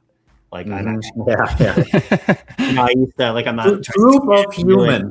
Yeah, but try to keep it short and sweet, and saying, hey, we love what you're doing. We think, check out what we are. We work specifically with Lucasfilm and Disney and all the big brands. We got the #1 collector app in the world, and we can say that, right? So I say that. Sure. And we'd love to do some collabs with you. Are you open to it? Do you have rates? What is your? And then I see if they respond, I'll follow up, and it's all quite detailed. And And so I try to customize each approach to everybody because we're trying to get them to, for me, I'm trying to get them to sign up as an affiliate as well. There's different levels. There's signing up someone to become an affiliate. And so their gains would be off of signing up new users, like any affiliate, because we're trying to get more affiliates to be actually active. The more affiliates you have active sharing links, then the more users we're going to get just by sheer numbers. Because there's going to be a percentage of affiliates that aren't as active as others. And that's I'm a little guilty of that. Sorry. Yeah, no, it's okay. But like the more we have, the more we have sharing links and just sharing the fun stuff and doing it in their own customized way that suits their audience and however comfortable they are, it builds, right? So there's that outreach, like sign up to the affiliate program. Like then there's the other side, which is like, well, there's a few, right? There's like kind of that mid-level, kind of bigger size, maybe like influencer who I can see is doing other affiliate stuff with other companies and like say Amazon or whatever or other stuff. So there's an approach for them. Then there's like the big kind of like big influencer or media channels that we're really talking to their rep or we're talking to their department. Like, hey, can you give us your rate card, please? Can you give us your what do you guys charge for this kind of thing? And then we have to decide like in a paid sort of media way, do we allocate funds to that? Is it a good audience for us? Is it going to get good returns? Then we there's all sorts of different levels to the outreach in that way. So, and each one has their own benefit, right? But volume is a key thing, like for the affiliate side, but then strategic is the other side, like the less volume, more strategic approach. And it seems to be working pretty good because, our affiliate numbers have slowly increased in terms of the amount of people we have. I think we're up to 207 now, which is not bad, And the last bunch of affiliates that have signed up have been influencers who have been doing posts with us and having fun. And so we try to get them like a collectible that they can like have, that they can play with, that they can do their own content with. That's kind of the goal as well. So it's been really cool. And the reactions to answer your question again it's been really positive. The stuff when we send them the marketing stuff, like the videos I'm able to send, it's easy. Like if I'm sending them like high quality, beautiful videos and like imagery, but just trying to keep it not spamming them. They're like, oh, well, this is cool. Like, what is this? Like, that's mostly the response. Like, whoa, what? Yeah, this is awesome. Well, what's this all about? Tell me more. And then I tell them and they go, oh, okay. Well, yeah, we don't really do that. Or, hey, yeah, that's cool. We'll do that. Or, we'll think about it. Like it's, everyone's different. I think just Vivi having all the brands that they already have. I mean, DC and Marvel being on the same platform is a selling point in and of itself. I feel like probably, right? Do you ever hit it from that angle? Like, hey, Vivi has hundreds of brands. Yeah, usually it's targeted to like the person who like whatever their interest is covering. Right. So if you're like a Star Wars person, I go, yeah, we work directly with Lucasfilm, and you could too, basically. And also we have all this other stuff too, like, Disney and Lamborghini and the rest of it. So then it's kind of like, oh yeah, they're legit. And I think that's the thing. And then actually, what's really interesting is that once you've done, like we did that ad integration with the new Rockstar channel, like several months ago. Yeah. That video itself has actually drawn a lot of attention to us as people have approached us because of the video. They've approached us about, hey, we saw that video on New Rockstars. Do you guys, here are our rates, because they're like, because those kind of things legitimize the company as well. Like there's because they, to a certain level, right? Because those kind of channels and stuff like that, they don't just usually just do, like, you could pay someone to say anything really, but some channels they'll just do a commercial for anything. But a lot of those kind of ones we're going after are like, well, they're not going to do like a commercial on their thing in a Marvel movie, and they're not going to do a commercial about like tires on a car or something. And paid. Like they want it to match. Pretty targeted. Yeah, and they want to believe in it. So when they're talking, it's like authentic. Like the Variant Comics video that just went out with that big comic influencer and channel there. I mean, they were like, that video to me is one of the best promo videos I think that I've ever seen for Vivi and they just did that. Like they already knew about us. We were in contact with them, but they contacted us, which is really great.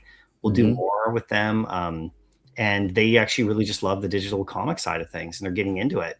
And so like other comic influencers had historically not wanted anything to do with digital comics, DC or Marvel, right? They're kind of like, man, I'm doing this back here, right? So, and that's cool, but that's fine, right? But that makes your job even better though too, when you have the creators coming to you, because then that means they want to put the effort in. Yeah, with the we've had promos. people approach us, and it's cool with that because they're just seeing, it's all just starting to pick up a lot of momentum. They're seeing us, and a lot of people we've reached out to actually know about us already, which is cool because Nice. a couple of years ago people didn't really know about us, right? Like at all, like as much.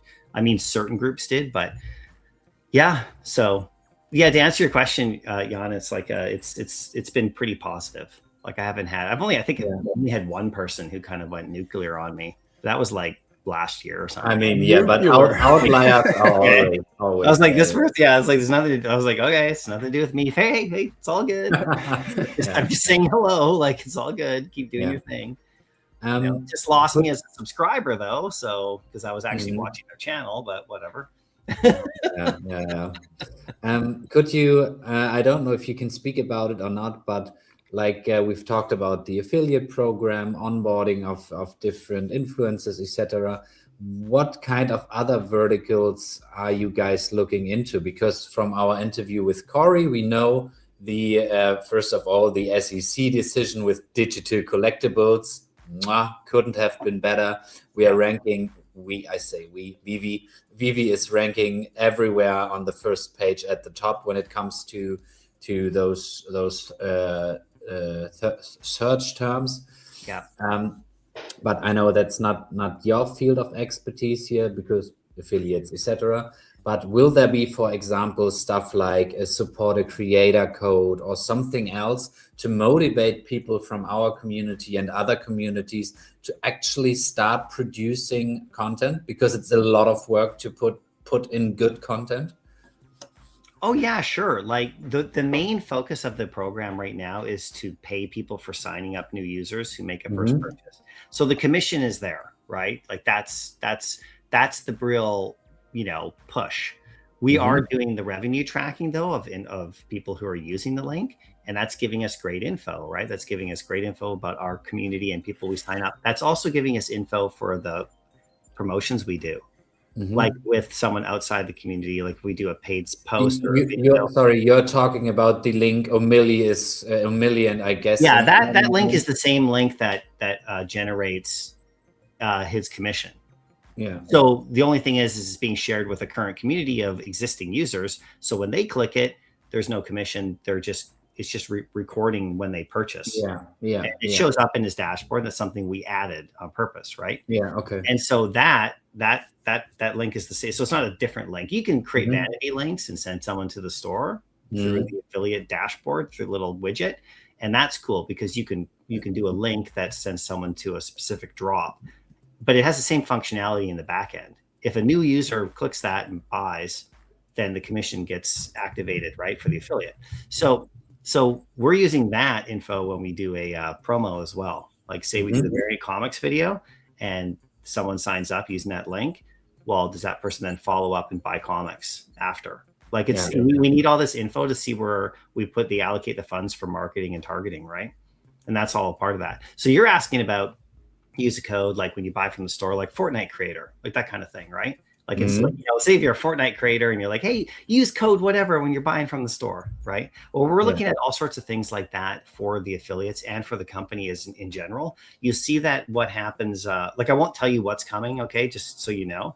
But we are looking at exact things for sure, in a lot of ways. But we're trying to decide whether or not like how to do that properly with the app that we have, because it's a functionality thing with tech, like code, like and how do you connect that to our affiliate like impact site, which has the commission based thing. So we're looking at like technology, like how we do that properly. And there's also other things that are happening in the app that are available that you guys are going to see soon that I'm not going to spoil here, that go along the lines of helping influencers and creators actually like with their channels and like push, And so you see in the app, we have the refer a friend little thing that came up. That's like a awesome thing, by the way, which is, by the way, very underutilized right now. So I really encourage the community to share that QR code because it's a 5M reward every time but those are little functionalities that are built into the physical app now that we didn't have before. Like we couldn't even do stuff like that. So the ability to enter a promo code, like, and use my code at the shop when you're purchasing is not something that's in the app yet, like functionality. So it's not really like we don't want to do that for people. Like it's just we have to figure out how to do it technology wise. Right. So we'll see. And David actually spoke to that in his interview. Like he was kind of talking a little bit about that. I think when he was with O'Malley in the space there, we asked him a very specific question about that. So anyway, with us, the affiliate program is going to continue to develop. Okay. They're going to continue to have more options. Like, so we have 4 different things that you can do right now, right? Just at this moment, right? You can share your regular link to get the $10 for a customer, and then you get a commission. You can do the free comic book, so they get a free comic book. You can do that's another link that we added to the link section. You can do the free collectible, like a generic, that's also goes to another landing page. And you can do the free Star Wars one. So that's a campaign driven one. So each of those 4 things are available for affiliates to use. Each will result in the person getting something for free to get them started. And then once there's a purchase, that person will get a commission, the affiliate will. Now, in terms of what we can do beyond that for just driving store sales, we're really looking at that. Just for clarification's sake here. Yeah. So the free collectible or free comic, if I give this out, for example, Josh isn't signed up, I give this out to Josh, he likes it, and then afterward he purchased something or more stuff in the app. Then I still get a commission. That's the commission gets triggered once they make a purchase. Oh, I didn't even know that, man. Yeah, okay. And it actually once someone clicks that link, they have a whole month to make that purchase. Yeah. Okay. So they'll get like a free comic, a free collectible, or a free Star Wars collectible. Okay. But they have to then buy something on their own for the affiliate to get a commission. But the main affiliate link gives them the 10 gems to make that purchase. So they just get 10 gems. And then when they spend any of that or their own money, then the commission is activated. So we're trying different ways, because when you think about the new user's experience, what's easier, right? We want them to experience the shop and go to the market and buy something and see what that's like, and maybe go for a drop and like maybe land something big, like it's fun, right? So if you have like a stormtrooper drop, like we did with these recent night troopers, previously that we have the $10 troopers. Well, that's the 10 gem, right? Yeah, you can buy almost any comic with that too. So you're giving them their first purchase, right? That's what VV did. So VV's literally giving them the money to make a purchase to gain for an affiliate to get their commission.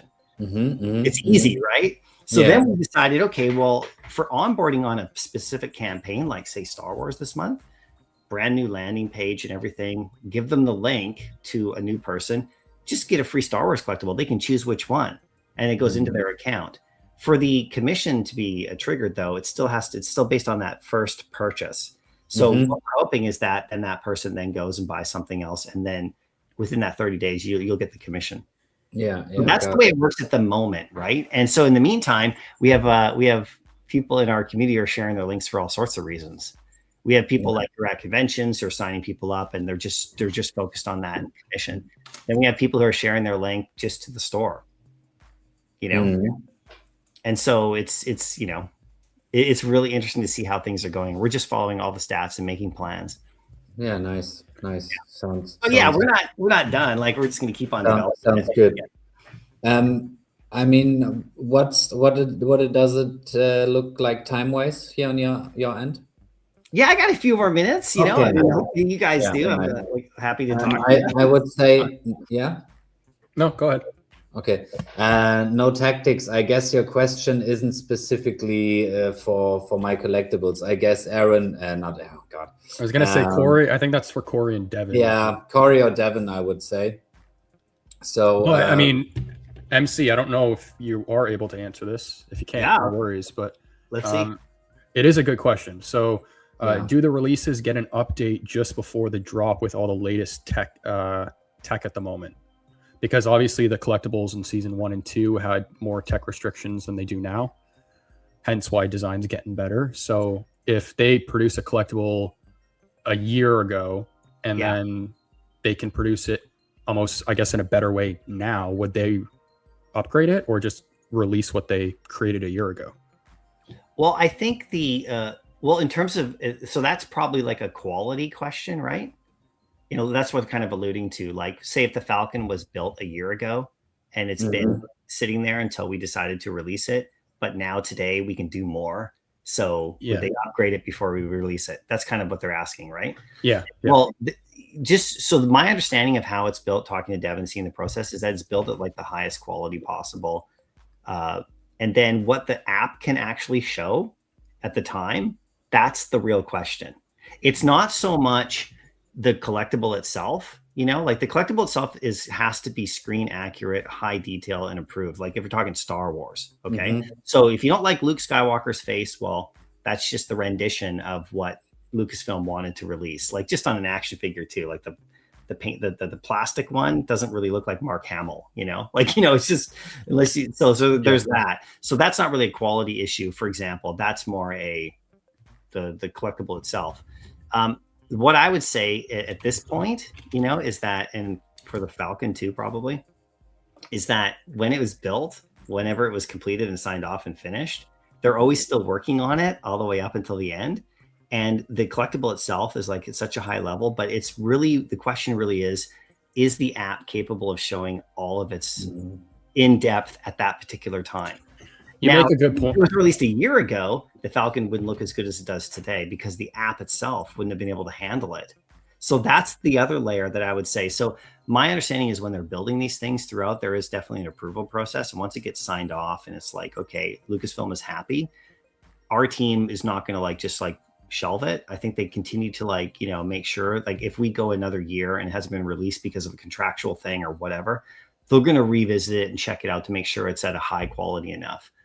So it's all subjective though. Like some people think, the Falcon looks incredible. Some people think it's like, oh, it could be better. But I've seen the actual, like the VVverse files of it. It's huge. It is so huge. Like, the golden moments, go back to 2021 and look at how unbelievable they look in the VVverse. So the capability isn't like dropped off or gotten better. Like if you, in some ways, you know what I mean? Like, it's just, if you look at those golden moments, the quality of the textures of those, that was insane. But when you see that in the VVverse, it's like when you see C-3PO, like it's insane, right?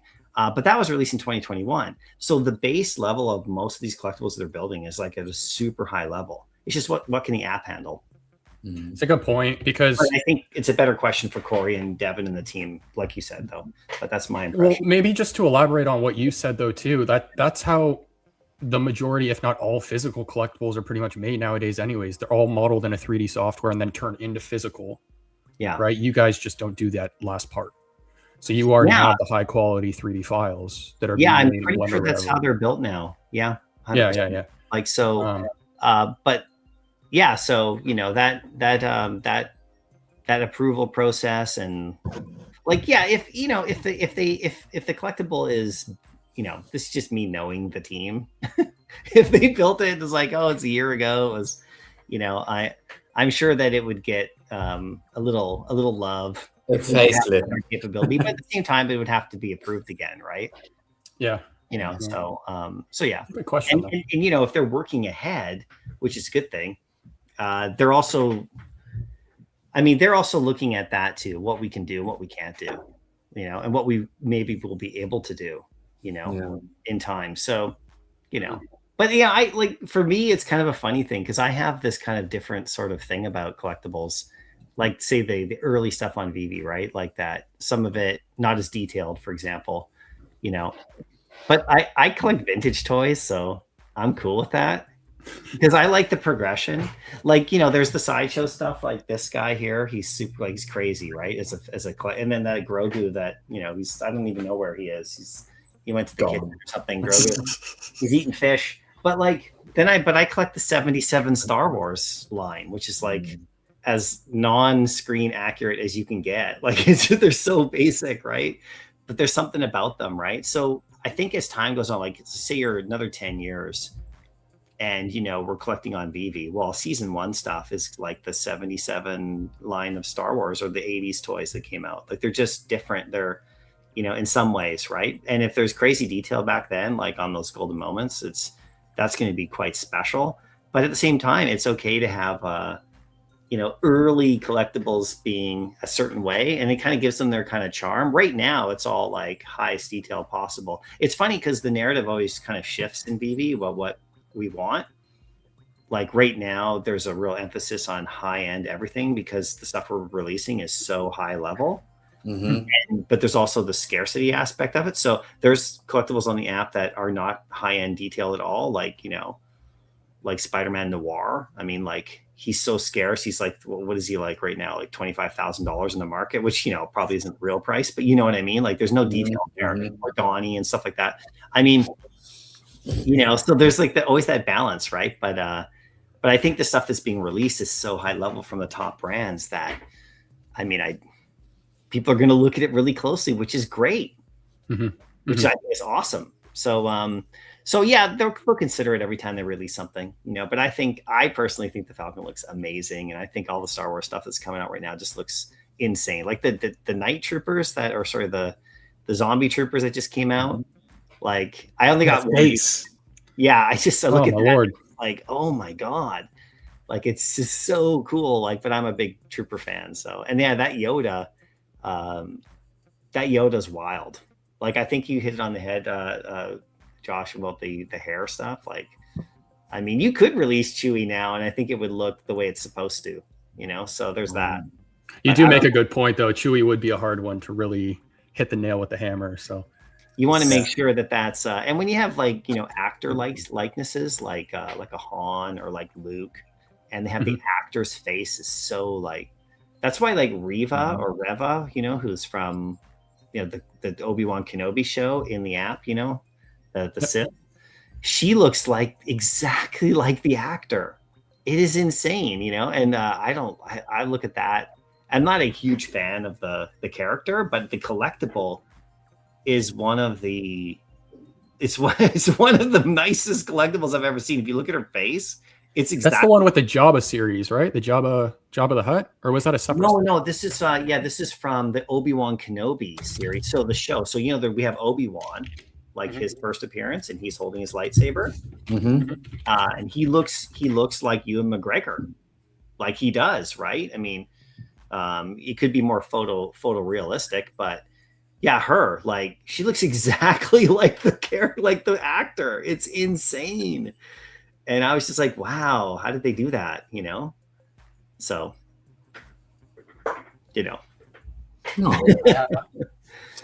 So I have a few more questions here in the chat, and then let us know when you have to go, by the way. Otherwise, we're just firing questions. Yeah, I probably got till the top of the hour, which is like another 10 minutes or okay, perfect. Then we will definitely get those 2 questions in. Yeah. So what about targeting like actors from films as like associated with each IP? I thought about that a couple of times as well, and I think, like, for example, a Robert Downey Jr. with the Iron Man, the floating one next to him, or stuff like that. That would be great, but we have to also look at our budgets. Okay, that point. Yeah. I mean, let's be real.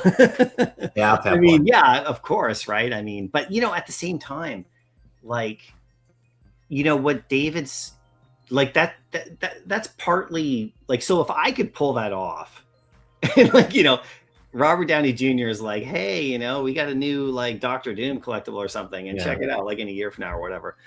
And he's the one promoting, and it's like an affiliate partnership thing. Yeah, great. I'd probably get a raise, but at the same time, probably my whole department budget would probably go because I would have nothing to spend on anything. Because sure, you have to pay for that, right? Unless they were a fan, which is cool. So I think the better approach there is just kind of like tag them, have fun with them as fans. Yeah. Like what we've been doing with like William Shatner and like Mark Hamill, because they're really active on X, things like that. But David, though, in terms of what he's able to do with partnerships and stuff, like with the company, you never know. Like, he got the boxer from New Zealand and stuff like that. That's a real person, and he did a collectible with them. So there's all sorts of possibilities. I know that he's clearly. You see the photo of him staring at 50 Cent? Yeah. Yeah, too funny. But yeah, that's probably. I mean, okay. Yeah. And of course, I still wanted to ask that question. No, it's a good question. From JTamp here, did we already see all the drops for Star Wars month? Well, I could answer that question, but I won't. Oh, Okay, Jeff, you have your it answer doesn't here. mean anything either way. Yeah. Just okay. roll with it, have some fun, and see what happens. the speculation never ends. Yeah, Well, you know, I mean, why would I? yeah. I'm not Is authorized to provide that information. Talk to OMW. when was the last time you did an interview with the community? It's been a little while, yeah. Just myself? Yeah, Or like when was like in this format? yeah, in this format.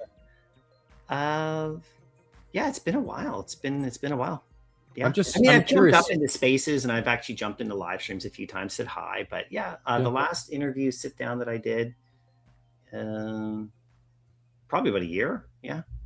Oh wow, it's been that long. Yeah, Yeah, I think but then was it that one? Then it was ours, because like I think like it was yours. 7-8 months back we had the one on my channel. That's the one. Okay, well, I only come here. This is the only place to come. Yeah, watch out. O'Malley's in the chat. You got the exclusive. I haven't got my royalties yet. They're my royalties. But no, I want to give you the floor. 7 Spare my months. wall. I know, J Temp. I know. Are there any topics that you want to cover? Anything that you want to highlight that's been just hasn't got enough attention over the past 7 months?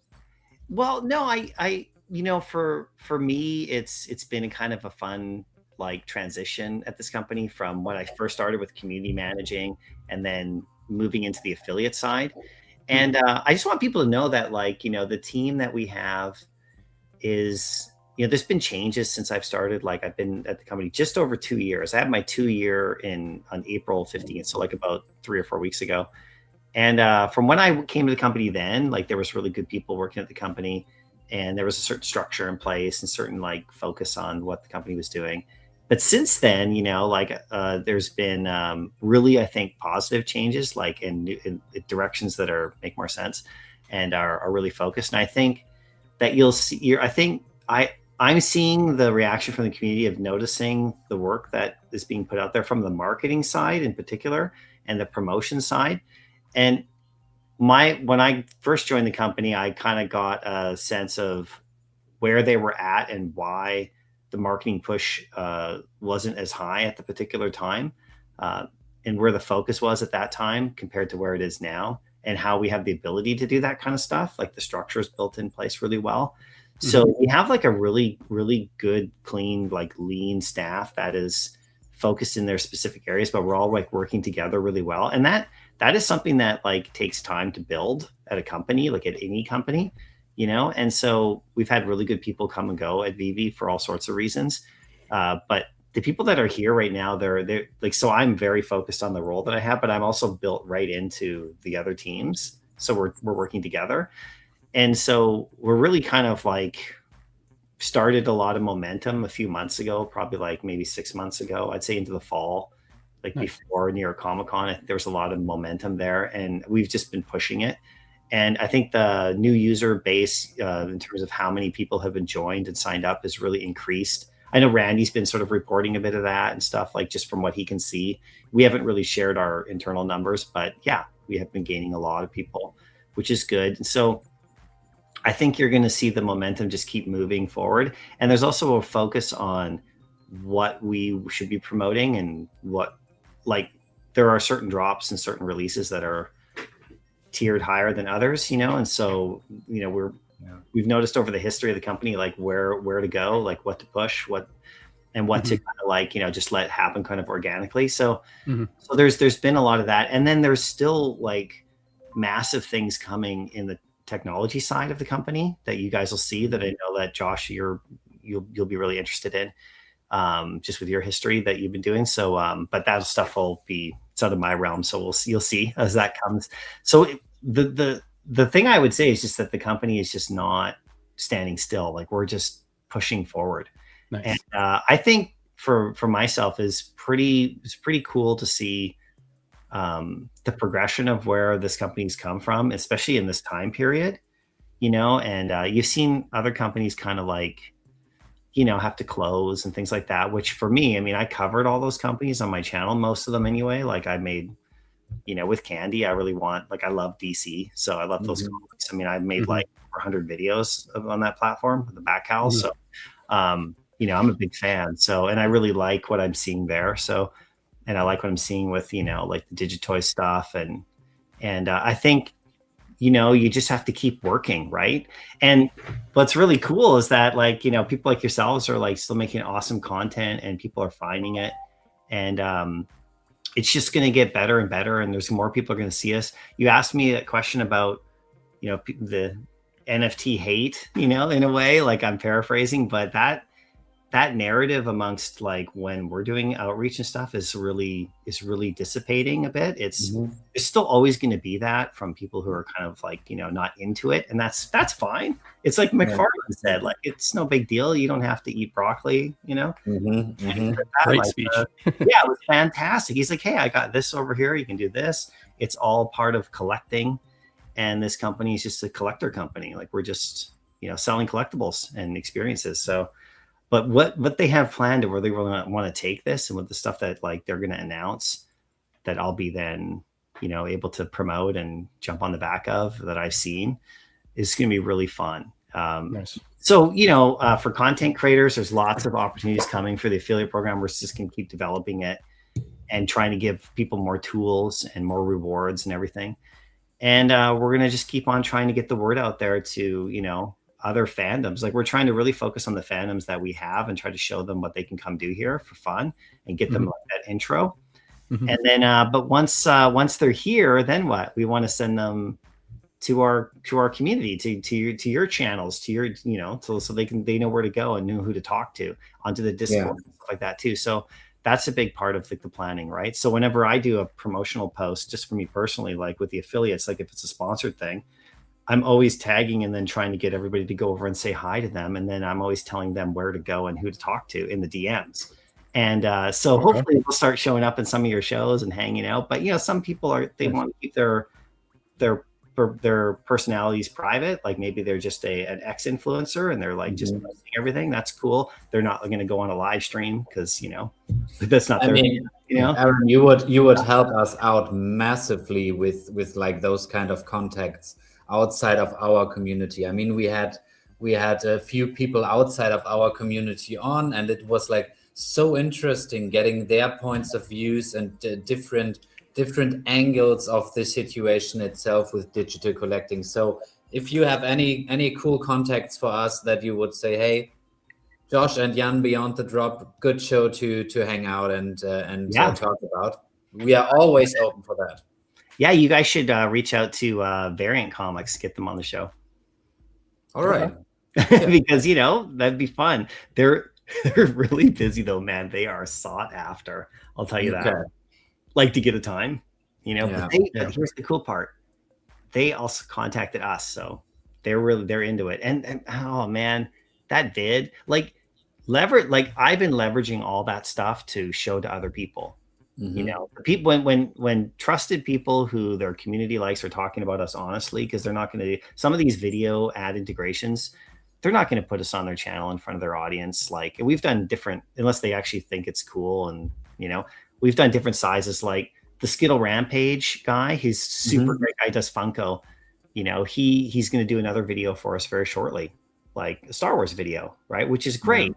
And, but his audience, he's got 100,000 subscribers. So he's pretty good. Like, that's pretty damn good.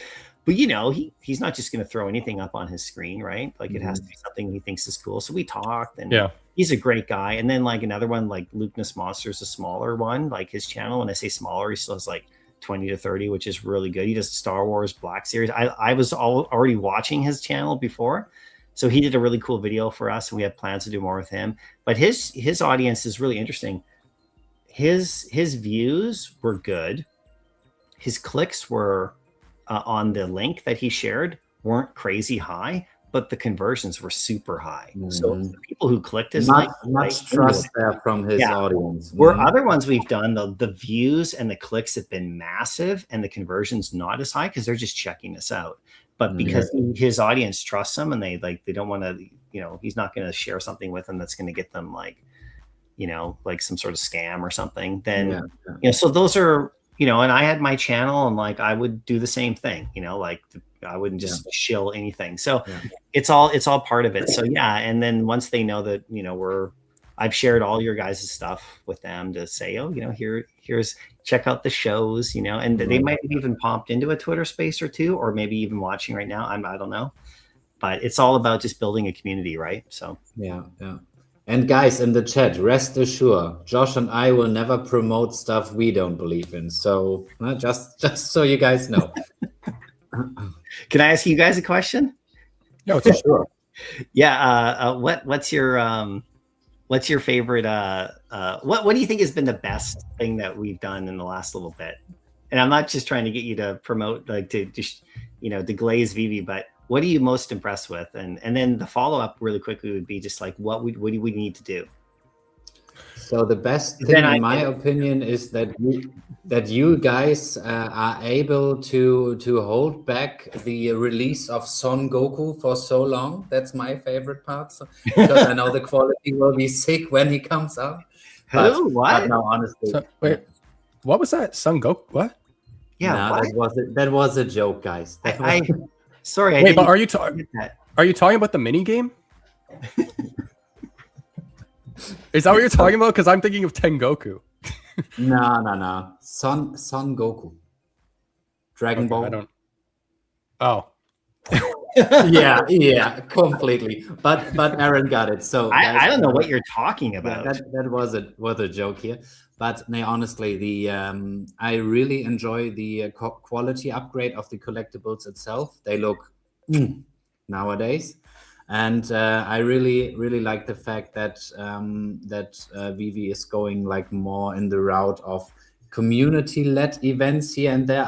I would love to see more of those, definitely. And I also like the affiliate partners you on board. That's pretty cool. Yeah. No, that's cool. Affiliate partners is definitely on the list. The AR showcasing reel on the app. Oh yeah, I forgot that. That's huge. Yeah. Corey's work with the SEO, like the keyword targeting. I think that's more of an example of something that not everybody will kind of like look at on the surface, but I think that that's going to be a really beneficial thing for the project long term.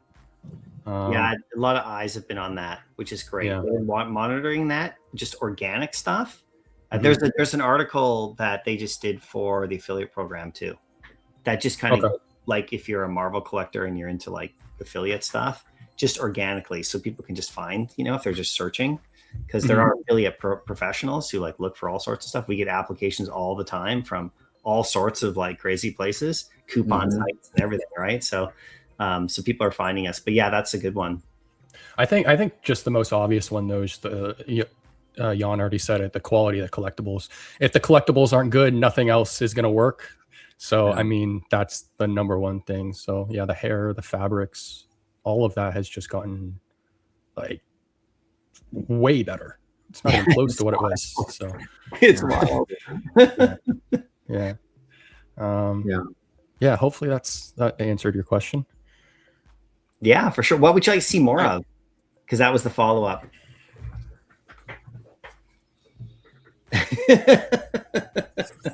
Okay, so here's something that I've been mentioning for a few years now.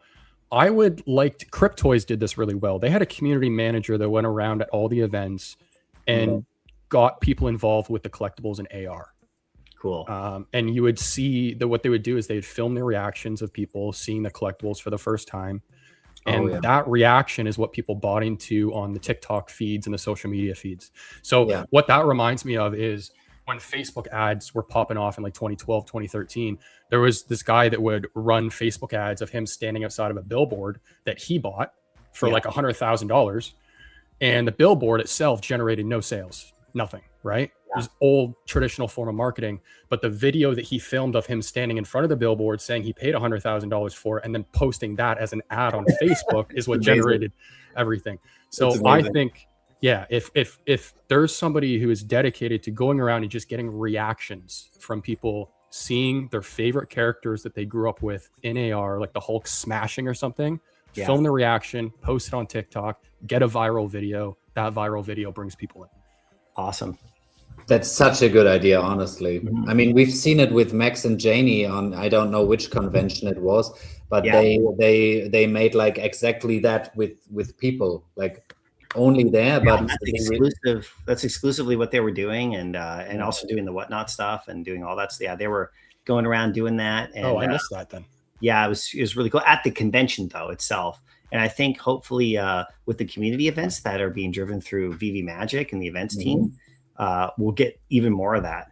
You know, that's another thing. The community events is awesome to see now too. Yeah, that's super cool that they're able to do that and then support people who are putting on events. And that I want to go to these events, but like, you know. Yeah, 100%. Are you planning on going to Lisbon? Well, I hadn't really planned on it. I'm not sure about that one. I mean, it would be a dream. I heard you might be there, so right now I'm planning on it. Everybody that I wanted to see isn't going to be there though. Jan isn't going. Felix isn't going to be there, but I still think I'm going to go. It would be just incredible. Like to go to any of those events over on that side of the world for me would be awesome. I mean, I've been to New York and I've been to San Diego and you know, that kind of thing, and the Vegas one and the Anaheim Decon. But you had to go over to like, you know, Lisbon or like Paris or I mean, come on. Come on. Come on. It would be awesome. Yeah, it would be so cool. So maybe we'll all be there one day, you know? Yeah. That's all the questions for me though, unless you have anything else, Jan. I mean, I think we covered a lot. Thanks guys. I mean, I really appreciate you guys inviting me on, especially on Star Wars Day. Perfect timing. So cool. And I know we tried to hook up a bit earlier, and thanks so much for your flexibility, guys. I super appreciate it.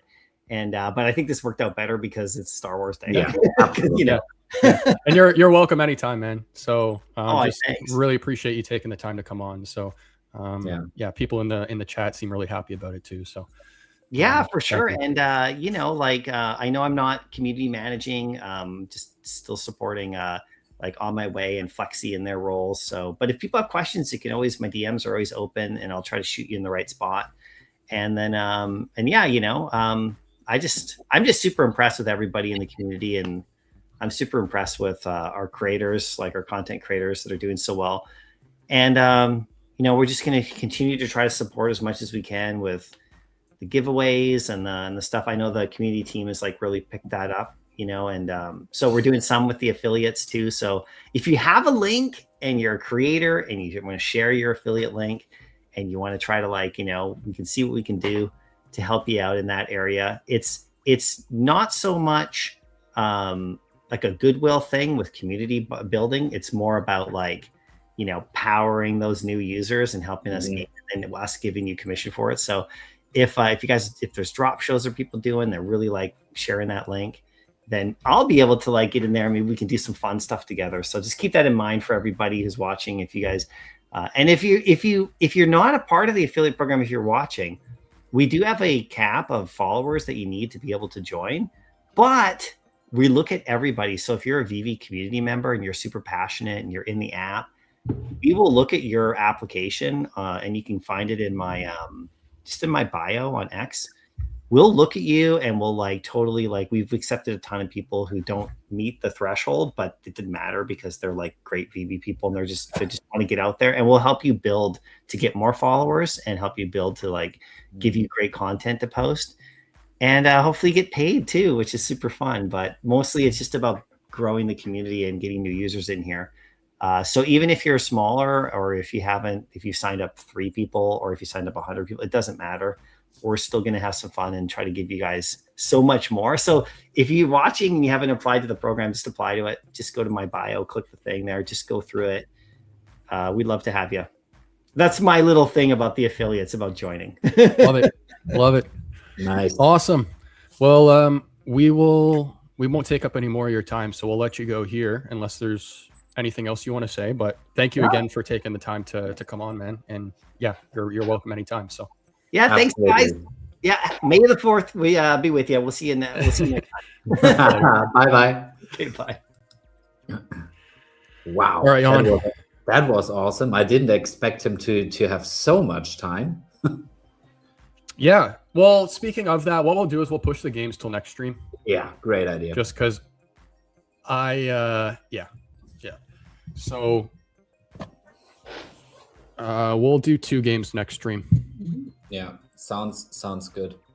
I have the 2005 classic Battlefront 2, and then I also have Empire at War, which is a top-down strategy game. It's kind of like a League of Legends, I guess you can say, like that perspective. Not the same kind of game, but we'll play both those next week. And by the way, Davey boy, congratulations. Oh, that was a perfect like transition here. Davey boy, congratulations on the 1944 mint on the Millennium Falcon. That's an awesome pull, buddy. Awesome. Yeah. Cool. And the VV floats by. VV logo floats by. I even made it hit the Millennium Falcon, so it bounces off. Look, boom. All right. All right, guys. Before we wrap up, if there's any last-minute questions, toss them in the chat. If you guys haven't dropped a like on the stream, please take 1 second to do that. I don't even think we're at double digits yet for a stream with MC. That's disrespectful to MC. So take a second to like the stream if you guys haven't already, and then sharing goes a long way as well. So, yes. Jan, anything else? Nope. Cool.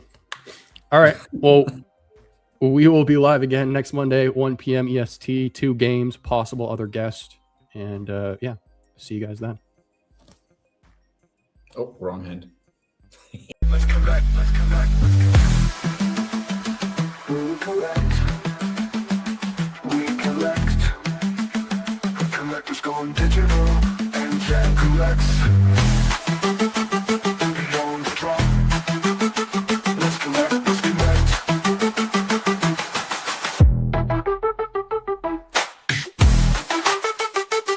Beyond the drop.